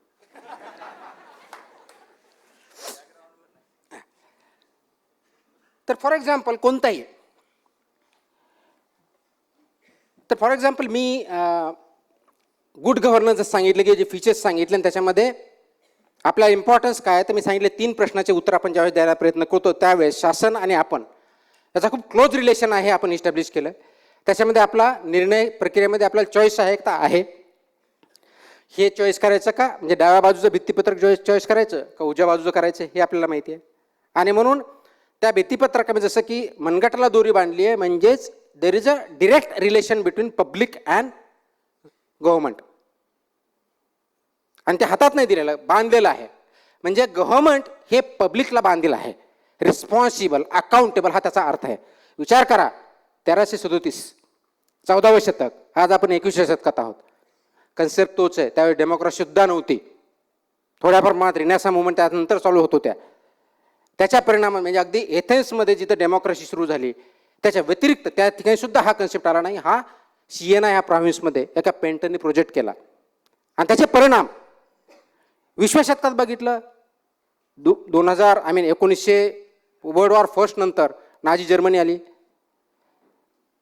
कित्येक लोकांना प्रॉसिक्यूट केलं गेलं बॅड गव्हर्नन्स. उदाहरण ग्रेट लीप फॉरवर्ड चायनामध्ये 60-70च्या दशकात झालं. भुकेमुळे लोक किती, कुणी सांगतं 20 लाख मेले, कुणी सांगतं 50 लाख मेले. नंबर इमॅटेरियल खूप मोठ्या प्रमाणात आहे. आणि त्या शतकामध्ये वर्ल्ड वॉर फर्स्टच्या अगोदर अमेरिकेचा सारखा देश युनायटेड स्टेट्स ऑफ अमेरिका हे माहीत नव्हतं, परंतु त्यानंतर वर्ल्ड वॉर सेकंड नंतर आणि पर्टिक्युलर कोल्ड वॉर नंतर only super power in the world आहे. त्याचा जन्मसुद्धा त्याच शतकामध्ये झालेला आहे. ही द्योतक आहे की गुड गव्हर्नन्स म्हणजे काय होऊ शकते. याचा अर्थ अमेरिकेमध्ये सगळ्याच गोष्टी चांगल्या आहेत का असा अर्थ होत नाही, किंवा जर्मनी आणि चायनामध्ये सगळ्याच वाईट आहे का असा त्याचा अर्थ नाही. पण एक सिंबॉलिक जर म्हणून बघितलं तर गुड गव्हर्नन्स इम्पॅक्ट काय होऊ शकतो, बॅड गव्हर्नन्सचा काय होऊ शकतो आणि हे का होतं हे समजून घेण्याची गरज आहे. आणि आपण ज्यावेळेस विचार करतो त्यावेळेस समजून घेण्याची गरज आहे. एक उदाहरण म्हणून, कारण मी दुसऱ्याचं उदाहरण देऊ शकत नाही, मी स्वतःचं देतो. मला आठवते मी 2016 नवी मुंबईला म्युनिसिपल कमिशनर म्हणून जॉईन झालो. Date was I think 2 May 2016. Join झाल्यानंतर मी मीटिंग घेतल्या, माहिती घेतली. दुसऱ्या दिवशी जे कमिशनरचं रेसिडेन्स आहे त्याच्या बाजूला गार्डन आहे, ते गार्डनमध्ये वॉकला गेलो. सकाळी गार्डनमध्ये वॉकला गेल्यानंतर एक व्यक्ती माझ्याकडे आला. त्याने म्हटलं सर मला आपल्याशी बोलायचं आहे. मला आश्चर्य वाटलं, कारण पहिला किंवा दुसरा किंवा 2-4 दिवस झालेले असतील, एक्झॅक्टली आय डोंट रिमेंबर, पण एक पहिल्या 8 दिवसातली गोष्ट आहे. म्हटलं बोला काय इश्यू आहे. त्यांनी सांगितलं की इथं पर्टिक्युलर इश्यू आहे या गार्डनमध्ये, इथं काहीतरी हे कचरा पडतो, त्याच्यातून साप निघतात आणि त्याच्यामुळं आजूबाजूच्या रहिवाशामध्ये खूप मोठ्या प्रमाणात भीतीचं वातावरण असतं. मुलांना चावलं तर त्याची विषबाधा होऊ शकते, मृत्यू होऊ शकतात, तशी भीती आहे. म्हटलं आपण कंप्लेंट केली नाही का. म्हणजे मी अनेक कंप्लेंट केलेल्या आहेत, पण मला रिस्पॉन्स काय भेटला नाही. म्हटलं कुणाला केलं. मी सर्व स्तरांना म्हणजे मेलवरती केलेले आहेत, लेटर लिहून केलेले आहेत, इथले जे वॉर्ड ऑफिसर वगैरे आहेत त्यांना भेटून सांगितलेलं आहे, पण तो प्रश्न परमनंटली काही सुटत नाही. म्हटलं ठीक आहे, मी बघतो काय करता येईल ते. जस्ट इमॅजिन केलं मी, एक व्यक्ती, सर्वसाधारण नागरिक तुमच्यासारखा माझ्यासारखा, अनेक वर्षापासून सार्वजनिक ठिकाणी कचरा पडला जातो. टाकणारे कोण असतात, नागरिकच असतात, बाहेरून कुठून येत नाही. म्हणजे नवी मुंबईमध्ये कचरा पुण्याचा जात नाही, नवी मुंबईतल्याच नागरिकांचा असतो. परंतु त्याच्यामुळे तिथल्या सार्वजनिक आरोग्याला किंवा सिक्युरिटीला किंवा मुलांना जर धोका होत असेल आणि ते ॲड्रेस करण्यासाठी ते गव्हर्नमेंटकडे, म्हणजे तिथलं गव्हर्नमेंट म्हणजे महानगरपालिका यांच्याकडे जात असेल आणि तो अनेक महिन्यापासून अनेक वर्षापासून तो ॲड्रेस होत नसेल, असं का. हा प्रश्न कोणत्याही संवेदनशील मला ज्याला म्हणता येईल कॉन्शियस पर्सनला, ज्याची सद्विवेक बुद्धी जागी आहे त्याला पडेल. कुणी नॉर्मल माणूस असू द्या, अधिकारी असू द्या, पदाधिकारी असू, कुणी असू पडेल. त्यानंतर मी ऑफिसला गेलो. मी अधिकाऱ्यांना विचारलं की अशी अशी कंप्लेन आहे, काय झालं त्याच्यामध्ये. नाही ते करून घेतो. करून घ्या तुम्ही, that is not an issue. ते का ॲड्रेस का नाही झालं याचं मला ॲनालिसिस पाहिजे. मग त्याच्यातून म्हटलं आपल्याकडे अशा ग्रीव्हन्स रिड्रेसल म्हणजे तक्रारी ज्या आहेत हे खूप छोटं आहे. म्हणजे ह्याच्यामध्ये विकास होणार आहे का नाही आहे, पण विकासाला सपोर्टिव्ह डेफिनेटली होऊ शकतं. म्हणजे गव्हर्नमेंटचा फेस नागरिकावर जो असतो तर फर्स्ट थिंग इज माझ्या तक्रारीचं काय याच्यावरती खूप महत्त्वाचं असतं की माझी तक्रार जर ऐकली जाणार असेल आणि सोडवली जाणार असेल तर मी त्याला गुड गव्हर्नन्सचं स्वरूप देतो. That is not the only indicator, that is one of the many indicators. पण तो जर एवढं इंडिकेटर जर असेल तर ते का म्हणजे आपल्याकडे कंप्लेन येतात म्हणजे हो आपल्याकडे ॲप पण आहे म्हणलं ॲप पण आहे म्हणलं व्हेरी गुड. मग ॲप आहे ती ॲड्रेस का होत नाही, मी काय प्रॉब्लेम बघू शकतो. म्हणलं ठीक आहे ॲपमध्ये आहे ती काय प्रणाली कशा पद्धतीने आपण काम करतो मला एखादं दाखवा. त्यांना ओपन करायला लावलं ॲप, जे ॲप होतं जे महानगरपालिकेचं आणि 2016 खूप जुनी गोष्ट नाही. कंप्लेन आली, कंप्लेन आल्यानंतर आमची सिस्टम करते ती समजा एक्स वॉर्डची आहे ते एक्स वॉर्ड ऑफिसर किंवा जे कोणी अधिकारी कन्सर्न आहे त्याच्याकडे पाठवून देते आणि जो कंप्लेंट आहे त्याला मेसेज पाठवते आपली कंप्लेंट भेटली, आपली कंप्लेंट ह्या अधिकाऱ्याकडे पाठवली आहे, कृपया पुढील कारवाईसाठी त्यांच्याकडे संपर्क करा. म्हणलं ओके. मग अशा किती कंप्लेंट सॉल्व्ह झाल्या? सगळ्या करतो, आल्या की फॉरवर्ड करतो. Very good. बरं म्हटलं मग मला हे नागरिक 1-1.5 वर्षापासून ते म्हणतात की त्यांनी कंप्लेंट केलेली आहे त्याच्यावरती का अड्रेस झाला नाही. मी त्या वॉर्ड ऑफिसरला विचारून सांगतो. मला फाईन सांगा. मला हा एक मेथड, दुसरी काय मेथड आहे. मी रायटिंगमध्ये ज्या कंप्लेंट येतात त्याचं आपल्याकडे रजिस्टर आहे. म्हटलं व्हेरी गुड. मग रजिस्टर आल्यानंतर त्याच्या कंप्लेंटचा फॉलोअप कसा घेतो ते आपण वॉर्ड ऑफिसरला पाठवतो आणि वॉर्ड ऑफिसर त्याची कारवाई करायला सांगतो. म्हटलं त्याचा अहवाल माहीत नाही. Very good. बरं नागरिकांना जर कमिशनरला किंवा आपल्याला भेटायचं असेल त्याचं काही मेकॅनिझम आहे का? नाही ते कधी येऊन भेटू शकता. उत्तम. दिवसातून किती भेटता सांगता येणार नाही, डिपेंड मीटिंग किती आहेत, मी ऑफिसमध्ये आहे का दौऱ्यावर आहे याच्यावरती अवलंबून असतं. अग्रीड. कारण तो सुद्धा गव्हर्नन्सचा पार्ट आहे. मी थोडा विचार केला. विचार काय केला की पहिल्या दिवशी मी गार्डनमध्ये वॉकला जातो आणि एक नागरिक येतो आणि माझ्याकडे गाराणं मांडतो की हे पर्टिक्युलर इश्यू सॉल्व्ह झालेला नाही. असे कित्येक असतील.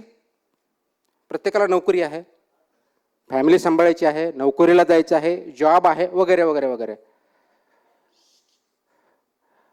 मग काय केलं पाहिजे असं मी विचारलं. आपण असं गार्डनमध्ये जाऊन लोकांचे गारण नाही काय ऐकू शकत.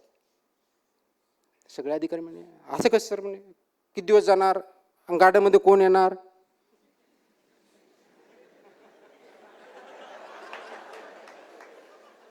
मग आपला तो वेळ नाही, आपण 10 ते 6च्या दरम्यान जायचं का सकाळी जायचं, कसं करणार. मग लोक वॉकसाठी येतात, मग ते गाराणे कसे मांडणार, त्यांना प्रश्न असतात. मला खरोखरच प्रश्न पडला की असा आता जर मला नागरिक जाताना बोलतोय त्याला जर एक प्लॅटफॉर्म करून दिला तर काय होऊ शकेल. मला आपण एक एक्सपेरिमेंट करूयात. आपण दर शनिवारी सकाळी 7 वाजता प्री डिसाइडेड ठिकाणी म्हणजे 8 दिवस अगोदर तिथं बॅनर लावून टाकायचे त्या गार्डनला की पुढच्या शनिवारी सकाळी 7 वाजता कमिशनर इथे येणार आहेत, ज्यांना आपल्या कंप्लेंट द्यायच्या त्यांनी तिथं यावं. ते म्हणे सर दररोज सकाळी शनिवारी सकाळी 7 शनिवारी सुट्टी असते. म्हणलं हो असते, म्हणूनच जायचं. म्हटलं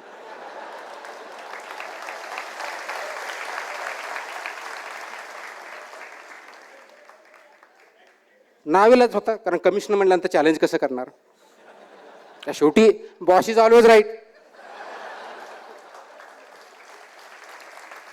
मला नुसतं असं नाही करायचं.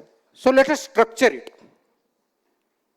म्हणलं नाव काय द्या, आपण त्याला एक नाव देऊ म्हणलं, कारण प्रत्येक प्रोग्राम जर नाव असेल तर चांगलं असतं ना. नावाशिवाय काय. म्हणलं कमिशनरला भेटायचं तर मीट द कमिशनर. नाही सर मीट द कमिशनर बरोबर वाटत नाही. मीट म्हणल्यानंतर त्यांनी आपल्याकडे यायला पाहिजे, आपण त्यांच्याकडे जातोय. म्हणलं बरोबर आहे, आपण त्यांच्याकडे जातोय तर म्हणजे लोकांच्या दृष्टीने म्हणजे वॉक विथ कमिशनर. ठीक आहे म्हणजे वॉक विथ, मग आम्ही ते नाव ठरलं वॉक विथ कमिशनर. आणि ह्या वॉक विथ कमिशनरचा जन्म असा झाला, ती काही कोणती स्कीम नव्हती, मला काही शासनाने सांगितलेलं नव्हतं, नागरिकांची काही मागणी नव्हती. परंतु मला असं वाटलं की गव्हर्नन्स चांगलं करण्यासाठी, कारण कोणताही गव्हर्नन्स म्हणजे ग्रीव्हन्स त्याचा एक पार्ट आहे, खूप छोटासा पार्ट आहे, खूप मोठा नाही आहे पण छोटासा आहे, पण त्याचं द्योतक आहे. It a symbol. गुड गव्हर्नन्सचं फीचर आहे ट्रान्सपरंट, ॲक्सेसिबल आपण ज्याला म्हणतो, लोकांमधलं governance. So let's go to the people. 24 तास जाणं शक्य नाही. वर्किंग डेला आम्हाला यायचं असतं, तयार व्हायचं असतं, सकाळी 9ला यायचं, वरतून मी आणखीन बरोबर 9:45ला येणार म्हणजे 9:85 आत त्यांना येणं भाग आहे, मग मला सकाळी वेळ भेटत नाही म्हणून शनिवार हा निवडला. आणि फक्त मी नाही जाणार म्हटलं, सगळे HOD माझ्याबरोबर असतील, हेड ऑफ द डिपार्टमेंट 17, 18, 20 जेवढे अधिकारी असतील आमचे हेड ऑफिसचे ते सर्व असतील, प्लस इथला वॉर्ड ऑफिसर असेल. यांनी सकाळी 7 वाजता तिथं हजर राहायचं, माझ्यावर वॉक करायचं, 1 राऊंड असेल 2 असेल जे काय ते करायचं.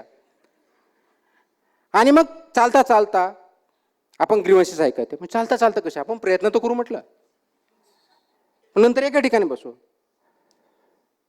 आणि हे केल्यानंतर नुसतं ऐकायचे नाही म्हटलं, ते प्रॉब्लेम सॉल्व्ह करायचे. प्रॉब्लेम सॉल्व्ह करायचे. मग त्याचा फॉर्मॅट डिसाईड केला मी की हा डेट आहे, ह्या दिवशी हा व्यक्ती आला, याचं हे ग्रीव्हन्स आहे, हे ग्रीव्हन्स सॉल्व्ह झालं की नाही. कारण मी दर सोमवारी, माझी एक सवय आहे, दर सोमवारी सकाळी पहिला जो आवर 9:15 वाजता HODची मीटिंग घेतो. माझी सवय ती पहिल्यापासून आहे की गेल्या आठवड्यात काय सांगितलं होतं, त्याच्यातले किती कामं झाले, किती बाकी राहिलेत, किती पत्र आले होते, किती कारवाई झाली, याचा सगळा लेखाजोखा त्या 1 तासामध्ये असतो माझा. दर सोमवारच्या मीटिंगमध्ये याचा आढावा घेतला जाईल की गेल्या आठवड्यामध्ये वॉक विथ कमिशनरमध्ये किती कंप्लेंट आल्या होत्या, त्याच्यातल्या किती मार्गी लागल्या, किती बाकी आहेत, त्या बाकी असण्याचे कारणं काय आहेत. म्हणजे तुम्हाला तिथं बजेट नाही आहे का, तुमची कारवाई केलेली नाही आहे का, पॉलिसी डिसिजनचा प्रॉब्लेम आहे का, तुम्हाला वाटलं नाही म्हणून तुम्ही केलेलं नाही, व्हॉट एव्हर रिझन्स, मला ते कारणं लागतील. एक फॉर्मॅट डिसाईड केला आणि वी स्टार्टेड ऑफ. पहिला पब्लिक म्हणजे प्रेस नोट दिली, लोक आले, वॉक बंद झाला, ग्रीव्हन्सेस वाटले. कारण वॉक करताना तेवढं शक्य, एका ठिकाणी उभा बसलो, खूप मोठ्या प्रमाणात पहिल्या दिवशी मला आठवतं 50-60 कंप्लेंट माझ्याकडे आल्या त्या दिवशी. आता ते मी सर्व HOD बोलवलेले होते, HOD बोलवले होते, फॉर्मॅट होता. आता त्यांना माहीत होतं की हे जर दर सोमवारी उत्तर द्यायचं आहे आणि त्याच्यातल्या 70 ते 80% कंप्लेंट अशा असतात की अगदी 10 मिनिटात सॉल्व्ह होऊ शकतात. सिंपल साध्या गोष्ट, इथं कचरा पडला आहे, तिथं लाईट चालतच नाही, ड्रेनेज ब्लॉकेज झालेला आहे, इथं गार्डन आहे, गार्डनमधले ते जे झाडं किंवा फ्लॉवर आहेत कटिंग झालेलं नाही, वगैरे वगैरे वगैरे छोट्या छोट्या गोष्टी असतात. 70 to 80. By the time I reached office, म्हणजे 7 ते 8 हा करा किंवा का 8:30 घेतला, 9पर्यंत घेतला, 9:45 मी ऑफिसला आलो आणि 11 वाजेपर्यंत तिथल्या वॉर्ड ऑफिसकडून रिपोर्ट आला की 50 पैकी 30 कंप्लेंटचं निराकरण ॲक्च्युअली झालेलं आहे. Very good. एवढी एफिशियन्सी असेल तर याच्यापेक्षा दुसरं काही तर असू शकत नाही. This is what we are here for. बाकीच्या 20चं काय, तर काही ठिकाणी बजेटची गरज होती, काही ठिकाणी डिमांड जी होती पॉलिसी, म्हणजे खूप मोठ्या प्रमाणात मला इथं रोड बनवायचा, तो तर काही 1 तासात होऊ शकत नाही. रोड बनवण्यासाठी रोड मान्य आहे का, त्याच्यात बजेट आहे का, बजेटले प्रोविजन तर ते इम्प्लिमेंट होतोय का, वगैरे बाकीच्या गोष्टी त्या कराव्या लागतील. आणि ही सुरुवात केली. मग त्याच्यामध्ये जसे काय अनुभव येत गेले त्याप्रमाणे त्याच्यामध्ये मॉडिफिकेशन पण आम्ही करत गेलो. फॉर्मॅट कसा असावा, काय असावा, कोण रिस्पॉन्सिबल असावं वगैरे. यू विल नॉट बिलीव्ह, मी तिथं किती महिने होतं, 10 महिने टेंटेटिव्हली. 10 महिन्यामध्ये walk with कमिशनरमध्ये more than 3000 grievances आम्ही ॲड्रेस केले. माझ्या दृष्टीने 3000 ग्रीव्हन्सेस महत्त्वाचे नव्हते, परंतु त्याच्यातून निर्माण झालेलं वर्क कल्चर हे इम्पॉर्टंट होतं. म्हणलं हा ते एक फॉर्मॅट झाला, 1 आठवडा गेला, म्हणलं हा ते एक फॉर्मॅट झाला. दुसरा मीट द कमिशनर, का नेहमीप्रमाणे मी माझी सवय आहे 3 ते 4 किंवा 4 ते 5 हा मी एक्सक्लुझिव्ह वेळ ज्या ज्या ठिकाणी काम करतो त्या ठिकाणी नागरिकांना विदाऊट अपॉइंटमेंट भेटण्याचा ॲक्सेस मी ठरवून ठेवलेला. परत कोणत्याही ठिकाणी असेल मी 4 ते 5 किंवा 3 ते 4 वॉट एव्हर द टाईम, त्यावेळेत कुणीही विदाऊट अपॉइंटमेंट देऊ शकतं, ग्रीव्हन्स देऊ शकतो, चर्चा करू शकतो, असं माझे हा दुसरा फॉर्मॅट झाला. पण म्हटलं काही लोक तिथं पण येऊ शकत नाहीत, काही लोक मला भेटू पण शकत नाहीत, काही पत्राने देऊ शकतात, परंतु टेक्नॉलॉजीचा वापर का करायचा नाही. म्हणून मला लेटेस्ट मेक अ ॲप जो होता तो योग्य होता, कारण ते फॉरवर्ड करायचे. आता मला माहीत नाही आहे तुम्ही कोणत्या प्रकारचे ॲप, आपल्यापैकी जर नवी मुंबईतला कोणी ॲप किंवा PMPML इथला, मी ज्यावेळेस होतो त्यावेळेस मी एक ॲप तयार केला होता, तो जर वापरला असेल आणि आत्ता चालू आहे की नाही मला माहीत नाही, जर असेल तो कसा ऑटोमॅटिक आहे. आणि त्याच्यामध्ये मी काय येतोय, मी एक्झाम्पल का देतोय, कारण गुड गव्हर्नन्सचे सगळे प्रिन्सिपल त्या एका ॲपमध्ये मी टाकलेले आहेत. ऑल मी एक्सप्लेन करतो. म्हणून आपण ॲप तयार करूया. मग ॲप तयार करण्यासाठी मी काय केलं की let us understand the process. एखादी कंप्लेंट आली म्हणजे आपली त्याची प्रोसेस काय. कंप्लेंट येते, आपण ते फॉरवर्ड करतो, तो अधिकारी असाईन करतो दुसऱ्याला, त्याच्याकडून रिपोर्ट येतो, रिपोर्ट आल्यानंतर ते अधिकाऱ्याकडे जातो आणि ते त्याला कळवलं जातं किंवा नाही कळवलं जातं आणि क्लोज होते. ही प्रोसेस आहे. म्हणजे लेखी कंप्लेंट ज्या येतात ते ॲड्रेस का होत नाहीत. कारण 50% जास्त कंप्लेंट एका अधिकाऱ्याकडे गेला की तो लिहून पाठवतो, ही कंप्लेंट ह्या विभागाशी संबंधित नाही, त्या विभागाकडे आहे, तिकडे याचा पाठवली येते. 50% कंप्लेंट अशा बाजूला जातात. आणि म्हणून व्यक्ती एक वेळेस फॉलो करतो, 2 वेळेस करतो, 3 वेळेस करून सोडून देतो. किती जणांकडे जाणार. कारण मला लिमिटेशन आहे, माझं कुटुंब आहे, मला नोकरी आहे, माझा व्यवसाय आहे, मी किती फॉलो करणार. परत साहेब आले भेटतील नाही भेटतील उत्तर, हा एक प्रकार. असं का होतं. त्याचं बेसिक कारण असं आहे की अकाउंटेबिलिटी फिक्स नसते किंवा अकाउंटेबिलिटी फिक्स केली जात नाही. जबाबदारी ज्याला म्हणून. एक व्यक्ती जर त्याला जबाबदार असेल आणि त्यांनी काम जर केलं नाही, त्याला त्याची पनिशमेंट जर भेटणार असेल आणि if he or she is held responsible, response वाढतो. दुसरी गोष्ट, जे काही येतं त्याचं पिरियॉडिक रिव्ह्यू होणं गरजेचं असतं. त्याच्यावरती काय झालं, काय अडचणी आल्या, त्याला मदत करणं अपेक्षित आहे, ही दुसरी गोष्ट झाली. आणि तिसरी गोष्ट, ज्या स्टेजेस आहेत, मी 5 स्टेजेस असतात, 5 स्टेजेसची आवश्यकता आहे का, जितक्या माणसाच्या माध्यमातून जातो तेवढ्या माणसाची आवश्यकता आहे का, तेवढं प्रोसेस करण्यात तेवढा वेळ गरजेचा आहे का, ह्या सगळ्याचा अभ्यास केल्यानंतर आम्ही डिझाईन केलं ॲपचं. आणि त्या ॲपचं डिझाईन असं होतं की नवी मुंबईमधला किंवा इथं PMPMला जे होतं, PM ज्या एरियामधले, पुणे मेट्रोपॉलिटन एरियामधला कोणताही नागरिकाला जर कंप्लेंट टाकायची, फक्त त्याने तो ॲप डाउनलोड करायचा. तिथल्या ॲपचं नाव होतं NMMC E-Connect. डाउनलोड करायचा, एक वेळेस त्यांचे क्रेडेन्शियल्स लिहायचे, म्हणजे जे काही त्याचे रेसिडेन्स एरिया, आणि एखादी कंप्लेंट टाकायची आहे. ॲप ओपन करायचा, फर्स्ट बटन. सेकंड, तुमचा ऑड सिलेक्ट करायचा. ऑड तुम्हाला टाकावं, त्याच्यात ड्रिल डाऊन असेल, ऑड सिलेक्ट करायचा. कंप्लेंटमध्ये सुद्धा आम्ही ड्रिल डाऊन केलं होतं. सगळ्या कंप्लेंट प्रकारच्या जवळजवळ 150च्या आसपास आम्ही वेगवेगळ्या प्रकारचे कंप्लेंट केल्या. त्याच्या व्यतिरिक्त काही टाकायचं टाकू शकतो, ते ड्रिल चेक करायचं. फोटो असेल, व्हिडिओ असेल तर ते टाकायची प्रोव्हिजन होतं, ते करायचं आणि अपलोड करायचं.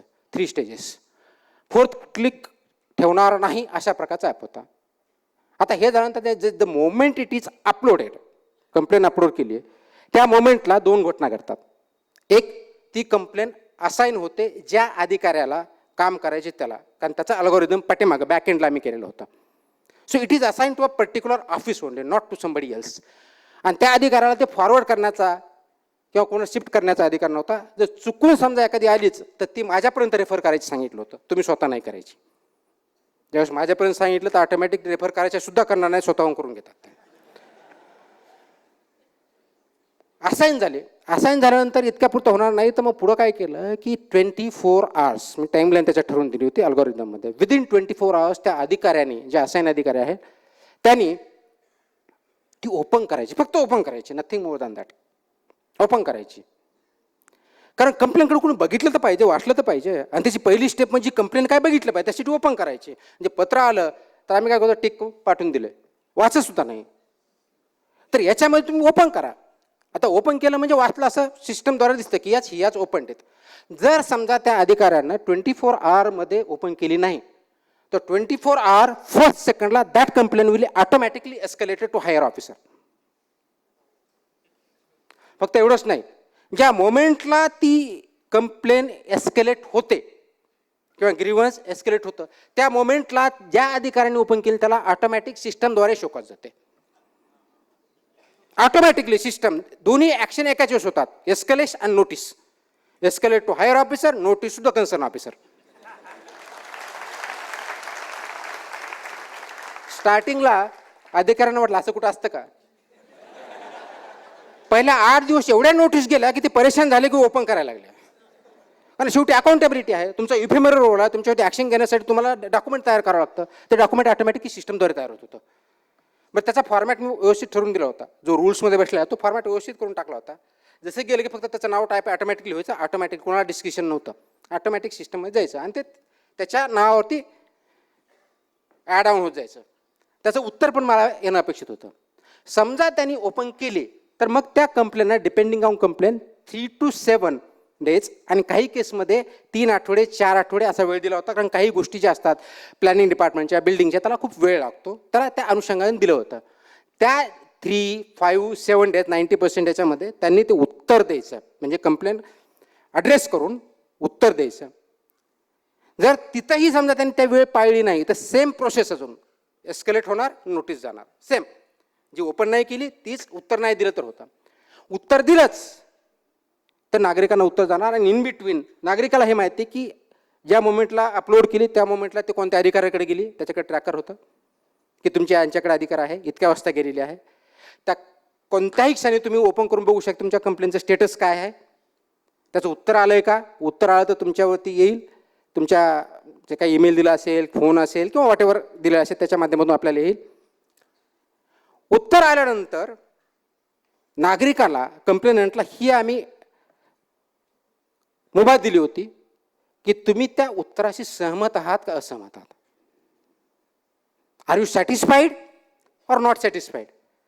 तर 2 बटन समोर यायचे, सॅटिस्फाईड किंवा अनसॅटिस्फाईड. सॅटिस्फाईड म्हटलं तर complain will be closed. Unsatisfied म्हटलं तर complain will be escalated. It will not go to the same officer, it will go to escalate a higher officer, and higher officer has to get it verified. त्यांनी योग्य केलं, अयोग्य असं 3 times आम्ही chances द्यायचो. कारण काही लोकांना काहीही केलं तरी सॅटिस्फाय होत नाही, अशी पण परिस्थिती आहे. म्हणजे मी जर उत्तर दिलं तर ते मला मान्यच नसतं.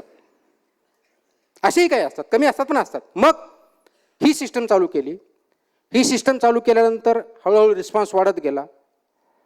15 दिवस हा ॲप झाला, त्याच्यातून ज्या काही त्रुटी राहिल्या, बग्स आले ते काढले.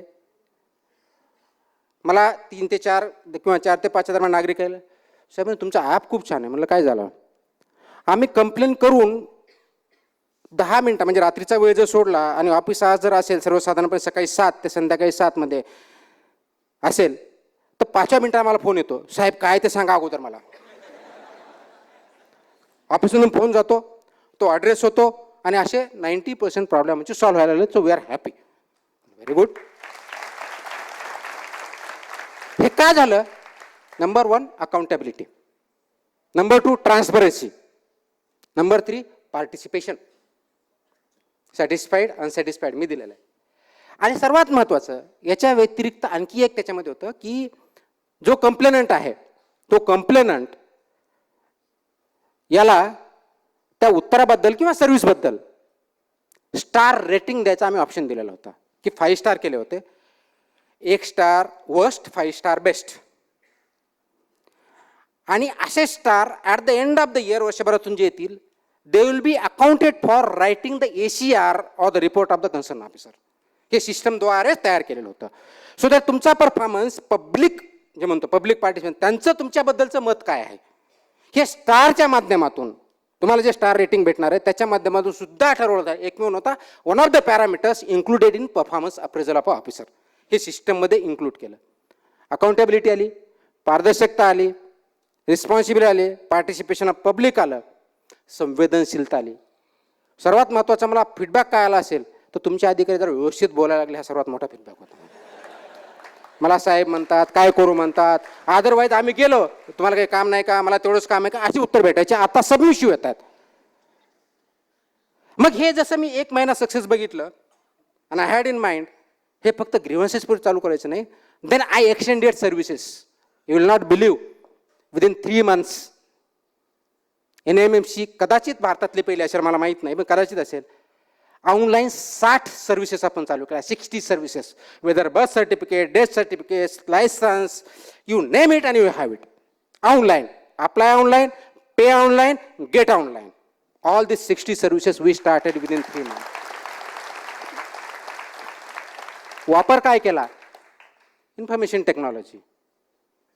मला एक जणांनी विचारलं तुम्ही इंजिनियर आहात का, मला असं का म्हणता, एवढा चांगला ॲप कसं काय डिझाईन करू शकतात.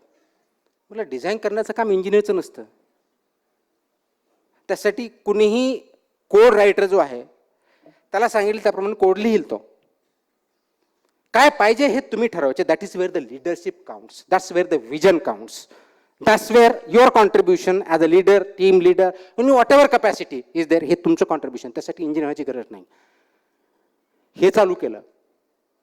आता हे चालू झाल्यानंतर नागरिक तर खुश झाले, नागरिक खुश झाल्यानंतर मला वाटतं की कारण 60 सर्व्हिसेस तुम्हाला ऑनलाईन भेटत असतील, ग्रीव्हन्सेस तुमचे ऐकले जात असतील, तुम्हाला 3 ते 4 किंवा 1 तासभर कमिशनर भेटत असतील, वॉक विथ कमिशनर होत असेल, म्हणजे प्रशासन आपल्या दारी, शासन आपल्या दारी हे ॲक्च्युअल तिथं होत होतं. जर असं असेल तर त्याच्याबद्दल चांगलीच भावना किंवा गुड गव्हर्नन्स असं म्हणू शकतो बाय अँड लार्ज, की सगळ्याच गोष्टी याच्यात नाही, याच्यापेक्षा खूप मोठ्या गोष्टी आहेत, कॉम्प्लेक्स प्रॉब्लेम असतात, ते सुद्धा टॅकल करण्यासाठी असतात. I was happy.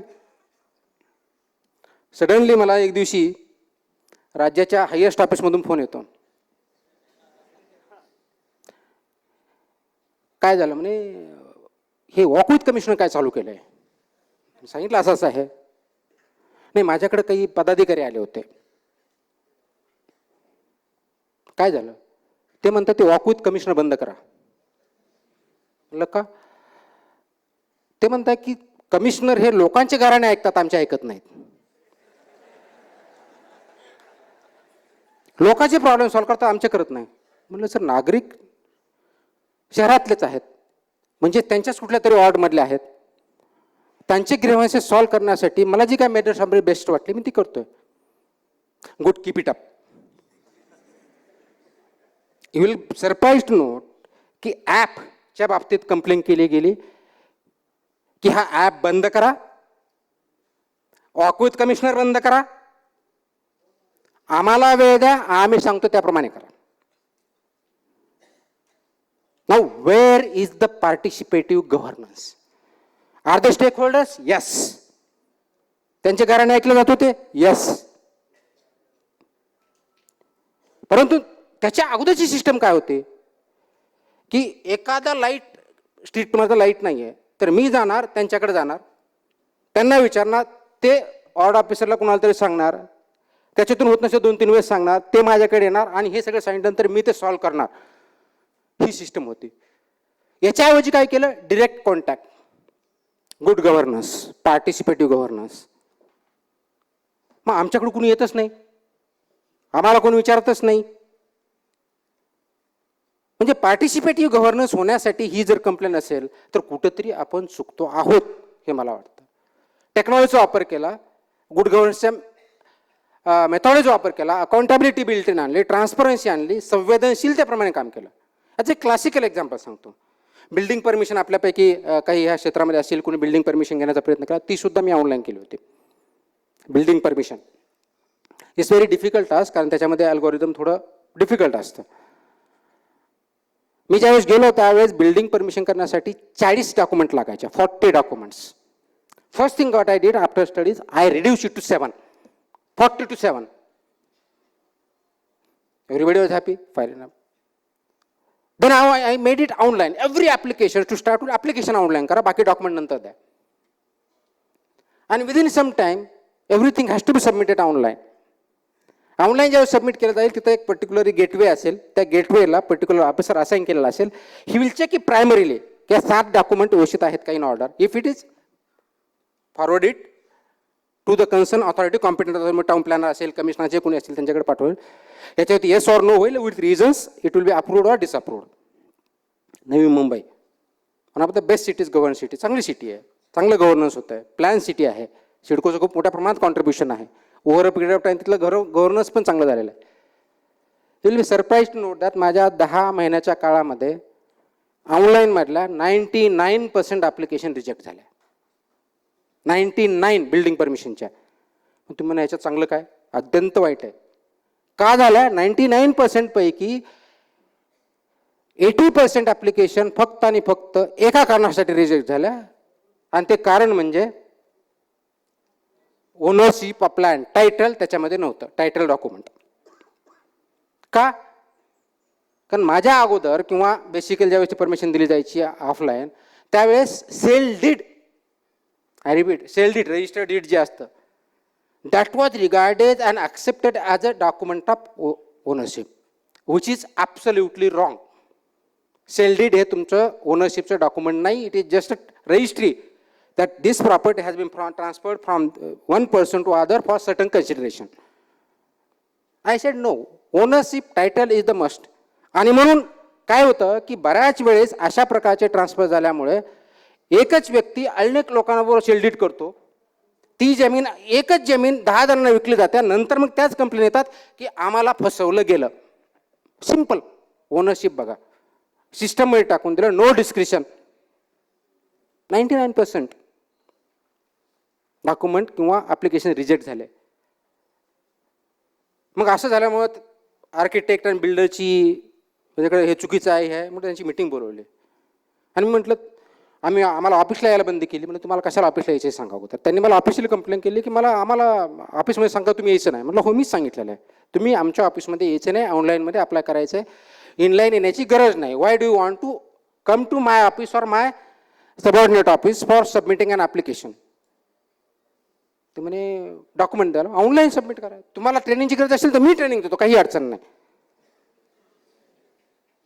सिस्टम अशी होती, कारण आताही कोणाला बिल्डिंग परमिशन करायचे एक आर्किटेक्ट घेतात किंवा लिगल असिस्टंट घेतात, त्याच्याकडे XYZ डॉक्युमेंट दिले जातात, ते भरल्यानंतर त्याच्यावरती तो फॉर्म भरतो, ॲप्लिकेशन देतो, डॉक्युमेंट सबमिट करतो.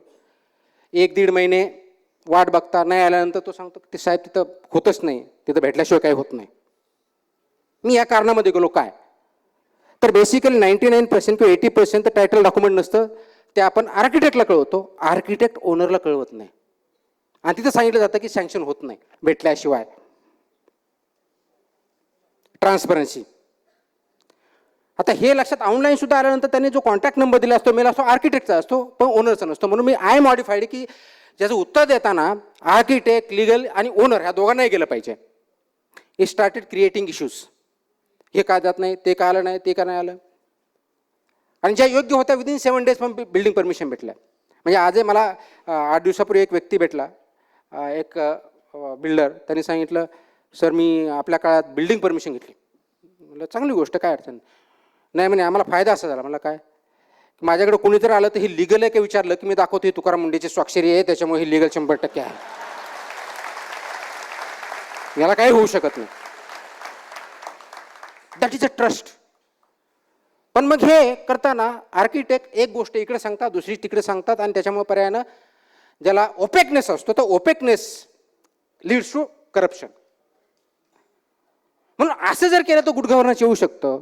आणि गुड गव्हर्नन्सचं one of the features is corruption less किंवा ट्रान्सपरंट गव्हर्नन्स.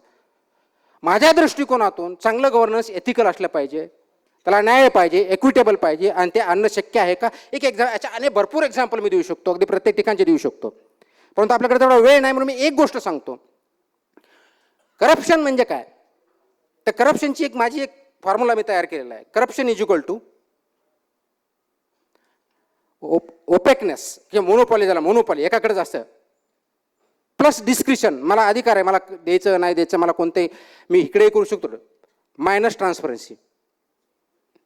करप्शन शिवाय जर सोसायटी निर्माण करायची असेल गुड गव्हर्नन्सच्या माध्यमातून, मोनोपॉली कमी करा.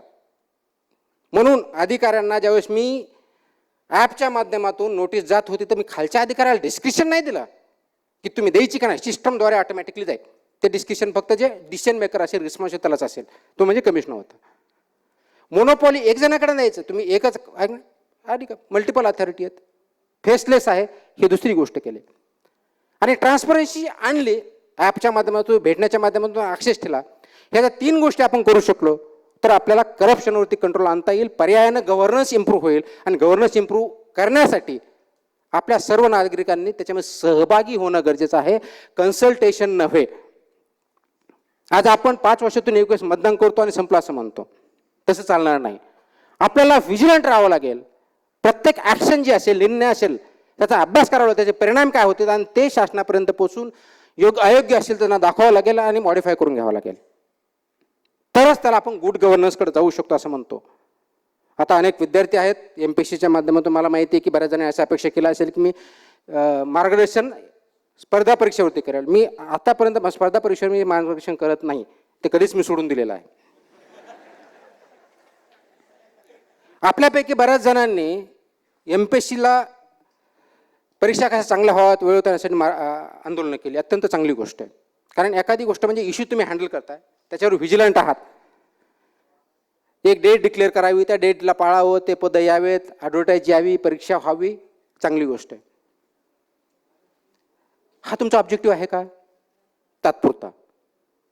ऑब्जेक्टिव्ह काय पाहिजे, ह्या परीक्षेच्या माध्यमातून आपल्याला चांगले अधिकारी, एथिकल, ट्रान्सपरंट, गुड गव्हर्नन्सवाले अधिकारी तयार करायचे आणि त्याच्या माध्यमातून समाज तयार करायचा आहे.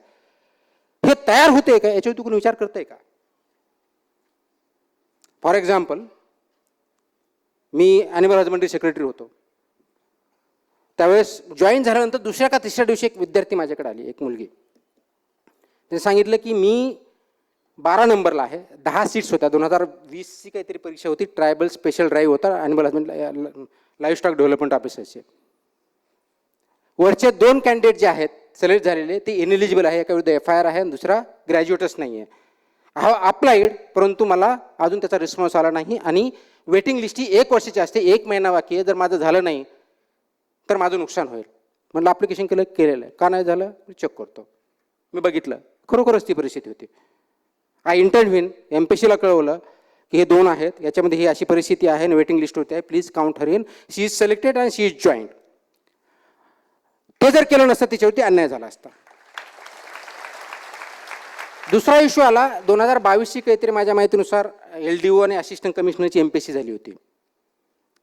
मी ज्यावेळी सेक्रेटरी झालो त्याच्यानंतर 1-1.5 महिन्यानंतर त्याचा निकाल लागला. आता सर्वसाधारण नाम असं आहे की निकाल लागल्यानंतर within 3 months, I repeat, within 3 months सर्वसाधारणपणे अपॉइंटमेंट दिल्या पाहिजेत, जॉईनिंग करून घेतलं पाहिजे. त्याच्या अगोदर काय लागतं? तुमचं कॅरेक्टर सर्टिफिकेट, मेडिकल एक्झामिनेशन, तुमच्या document verification, IDT on war footing. 3 महिन्यात झालं. डिले का झाला तर मोस्टली काही कॅन्डिडेटनी त्यांचे डॉक्युमेंट व्हेरिफिकेशनला वेळ लावला म्हणून त्याच्यामध्ये थोडा वेळ झाला. परंतु आजच्या डेटला ते सर्व अधिकारी जॉईन आहेत, त्यांचं ट्रेनिंग अर्ध झालेलं आहे आणि फक्त मी तेवढ्यापुरता विचार नाही केला. आपल्यापैकी बऱ्याच जणांनी अजून सांगितले की आमची अजून पदस्थापना झालेली नाही आहे. मी 2022ची गोष्ट करतो, ज्यांच्या ऑलरेडी ते सर्व्हिसमध्ये आहेत, जॉईंट आहेत, ट्रेनिंग झालेलं आहे. ट्रेनिंग बघितलं, आलं पहिल्या दिवशीपासून डायरेक्टली त्या ज्या ठिकाणी क्लिनिक आहे त्या ठिकाणी जायचं आणि प्रॅक्टिस चालू करायची असं होतं. मी ते बंद केलं. जवळजवळ 1 वर्षाचा ट्रेनिंग प्रोग्राम ग्रामपंचायतपासून ते कलेक्टर ऑफिसपर्यंत ते राज्याच्या कमिशनर ऑफिस मंत्रालयापर्यंत अटॅचमेंट तयार केल्या. त्याचा 22 ते 26 आठवड्याचा कार्यक्रम तयार केला. त्यांना ते एक्सपोजर दिलं की एका IAS ऑफिसरला ट्रेनिंग होताना होतं, तेच एक्सपोजर त्या LDOला असिस्टंट कमिशनरला दिलं. त्यांना ती ट्रेनिंग दिली आणि आज ते ट्रेनिंग घेऊन काम करत आहेत. उद्देश काय? वेळेवर भेटणं, पोस्टिंग भेटणं, हे तुमचा जसा हक्क आहे तसा समाजाचा तुमच्याकडून योग्य प्रकारची सेवा होणं अपेक्षित आहे, कारण त्यांच्या टॅक्समधूनच तुम्हाला आणि मला पगार भेटतो आहे.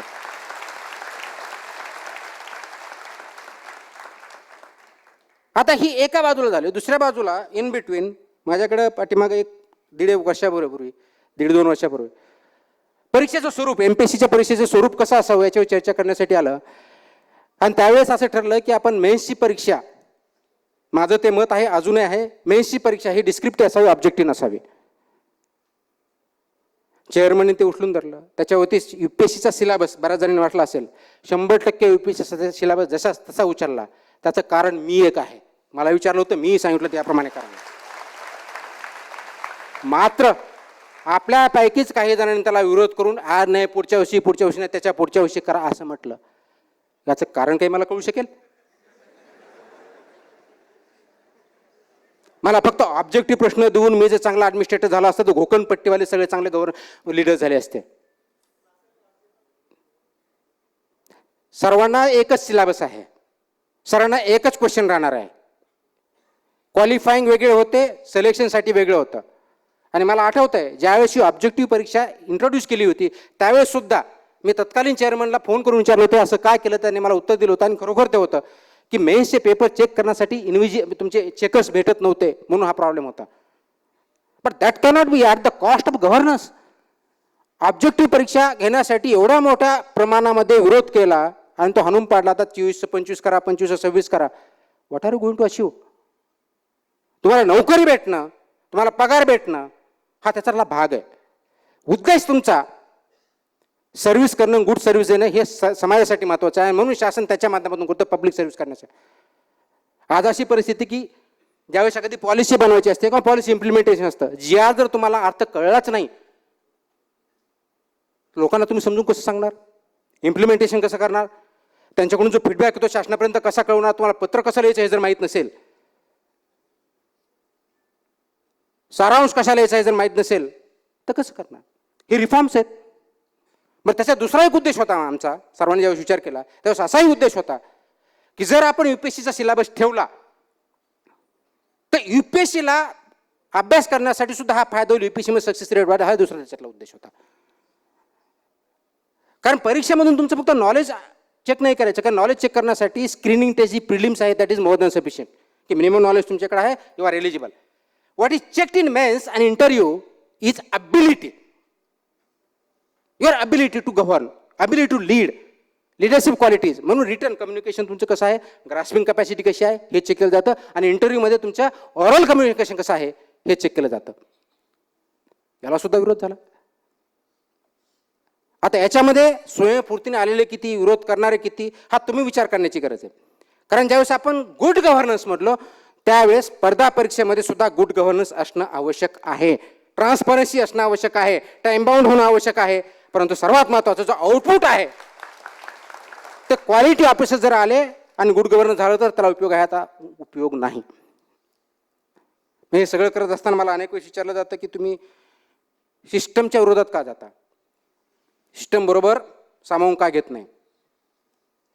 मी सिस्टमच्या विरोधात नाही, रादर मी सिस्टमला ज्या पद्धतीनं काम करणं अपेक्षित आहे, वर्क करणं अपेक्षित आहे त्या पद्धतीने करण्याचा मी प्रयत्न करत असतो. मला उपमा दिला जाता बऱ्याच वेळेस की तुम्ही प्रवाहाच्या विरुद्ध पोहून काय होणार, पाण्यात पडून मगरीशी वैर कशाला घेणार, वगैरे वगैरे वगैरे. मी वैर कुणाशीही घेत नाही. जो प्रवाह त्याची ओरिजिनल दिशा आणि जो आउटकम डिसाइडेड आहे त्या दिशेला नेणं हे जर माझं काम असेल तर ते मी करतो, मग कुणाला ते आवडो किंवा न आवडो. ही जर करण्याची ताकद असेल, स्टँड घेण्याची ताकद असेल, मॉरल करेज असेल, एथिकल गव्हर्नन्स असेल तर त्याला गुड गव्हर्नन्स म्हणतात. गव्हर्नमेंटमध्ये शासन म्हणजे फक्त कायदा आणि नियम इम्प्लिमेंट केलं म्हणजे गुड गव्हर्नन्स होत नाही. गुड गव्हर्नन्स हा माणसाच्या प्रत्येक जीवनाच्या प्रत्येक बिंदूला अफेक्ट करणारा एक जिवंत उदाहरण आहे. चांगले किंवा वाईट परिणाम होतात, म्हणून त्याच्यामध्ये लाईव्हलीनेस असला पाहिजे, एथिकल, ज्याला एथिकल आणि मॉरल गव्हर्नन्स पाहिजे, ट्रान्सपरंट पाहिजे, ऑब्जेक्टिव्ह पाहिजे, डिस्क्रिमिनेशन होता कामा नये आणि जस्ट पाहिजे. न्याय जर आपण करू शकत नसेल त्याला गव्हर्नन्स किंवा गुड गव्हर्नन्स म्हणता येत नाही. आणि ते करण्यासाठी जोपर्यंत सगळं समाज एकत्र येत नाही तोपर्यंत काही होऊ शकत नाही. आता प्रश्न असा आहे की आम्ही एकत्र कसे येणार. कोणत्याही आपण ज्या गावात राहता, सिटीमध्ये राहतात, या ठिकाणी बरेच NGO काम करतात, सिटीजन काम करतात, इंडिव्हिज्युअली करतात. आपण म्हणतो कनेक्टेड वर्ल्ड आहे. खरोखर 4 NGO एकत्र बोलून एखादा, समजा फॉर एक्झाम्पल पुणे आहे, काही दिवसामध्ये 2-3 वर्षापासून आपण फ्लडिंग होते ऐकतो. फ्लडिंग होतं याच्यावरती आपण विचार करतो. फक्त एन्क्रोचमेंट एवढंच कारण आहे का, नाही, भरपूर आहेत. आपल्याकडे भरपूर टेकड्या होत्या, वॉटर शेड होता, त्या टेकड्याचं काय झालं, जे नदी झरे होते ते कुठे गेले, ते एक्झिस्टन्समध्ये आहेत का. मग असं असेल तर एन्व्हायरमेंट, वॉटर सेक्टरमध्ये काम करणारे सगळे NGO आणि सिटीजन एकत्र येऊन एक तयार केलं आहे का, आणि ते शासनास किंवा प्रशासनात दिलं आहे का की नाही आता हे असं केलं पाहिजे, आणि we need to abide by it. Governance is a complex procedure, stakeholders multiple आहेत, विरोधाभास सुद्धा आहे, आणि म्हणून इक्विटेबल आणि जस्ट गव्हर्नन्स होणं महत्त्वाचं आहे. आणि हे करण्यासाठी सर्वात महत्त्वाचा उपयोग जो महत्त्वाचा मार्ग जो असेल तर you need to connect with each other, and not only connect but have a constructive programme. तुमचं व्हिजन काय आहे ते व्हिज्युअलाइज करून, डॉक्युमेंट करून एक तयार करा की माझ्या जीवनाचं व्हिजन हे आहे, माझ्या शहराचं व्हिजन हे आहे, माझ्या राज्याचं हे आहे, आणि त्याच्यामध्ये मी हे कॉन्ट्रीब्यूट करू शकतो, तुम्ही हे करा. हे ज्यावेळेस तयार होईल आणि ते चालण्याचा आपण सर्वांनी ज्यावेळेस प्रयत्न करू त्यावेळेस गव्हर्नन्स, शासन हे गुड गव्हर्नन्समध्ये होईल, आणि आपण एक एलिटिस्ट सोसायटी चांगल्या पद्धतीने तयार करू, ज्याच्यामधून चांगले दिवस, ज्याला आपण लोरेंजेटीच्या याच्यामध्ये गुड गव्हर्नन्स की चांगलं सुशासन येईल, नागरिकांचा विकास होईल, व्यक्ती स्वातंत्र्याचा होईल, आर्थिकदृष्ट्या स्थैर्य प्राप्त होईल, आणि सर्वात महत्त्वाचं म्हणजे आपण खरोखरच सुखानं या जगामध्ये राहू, आपला आनंद होईल, अशा दृष्टीने आपण प्रयत्न करू शकतो. त्यासाठी गरज आहे ते कन्स्ट्रक्टिव्ह प्रोग्रामची, एकत्र येण्याची आणि त्याच्यामध्ये सहभाग घेण्याची. हे जर आपण करू शकलो तर खरोखरच आज आपण ज्या कार्यक्रमासाठी, ज्यांच्या व्याख्यानमालेसाठी एकत्र आलो त्यांचं जे व्हिजन होतं ते आपण साकारू शकू असं मला वाटतं. एवढं बोलतो. नमस्कार.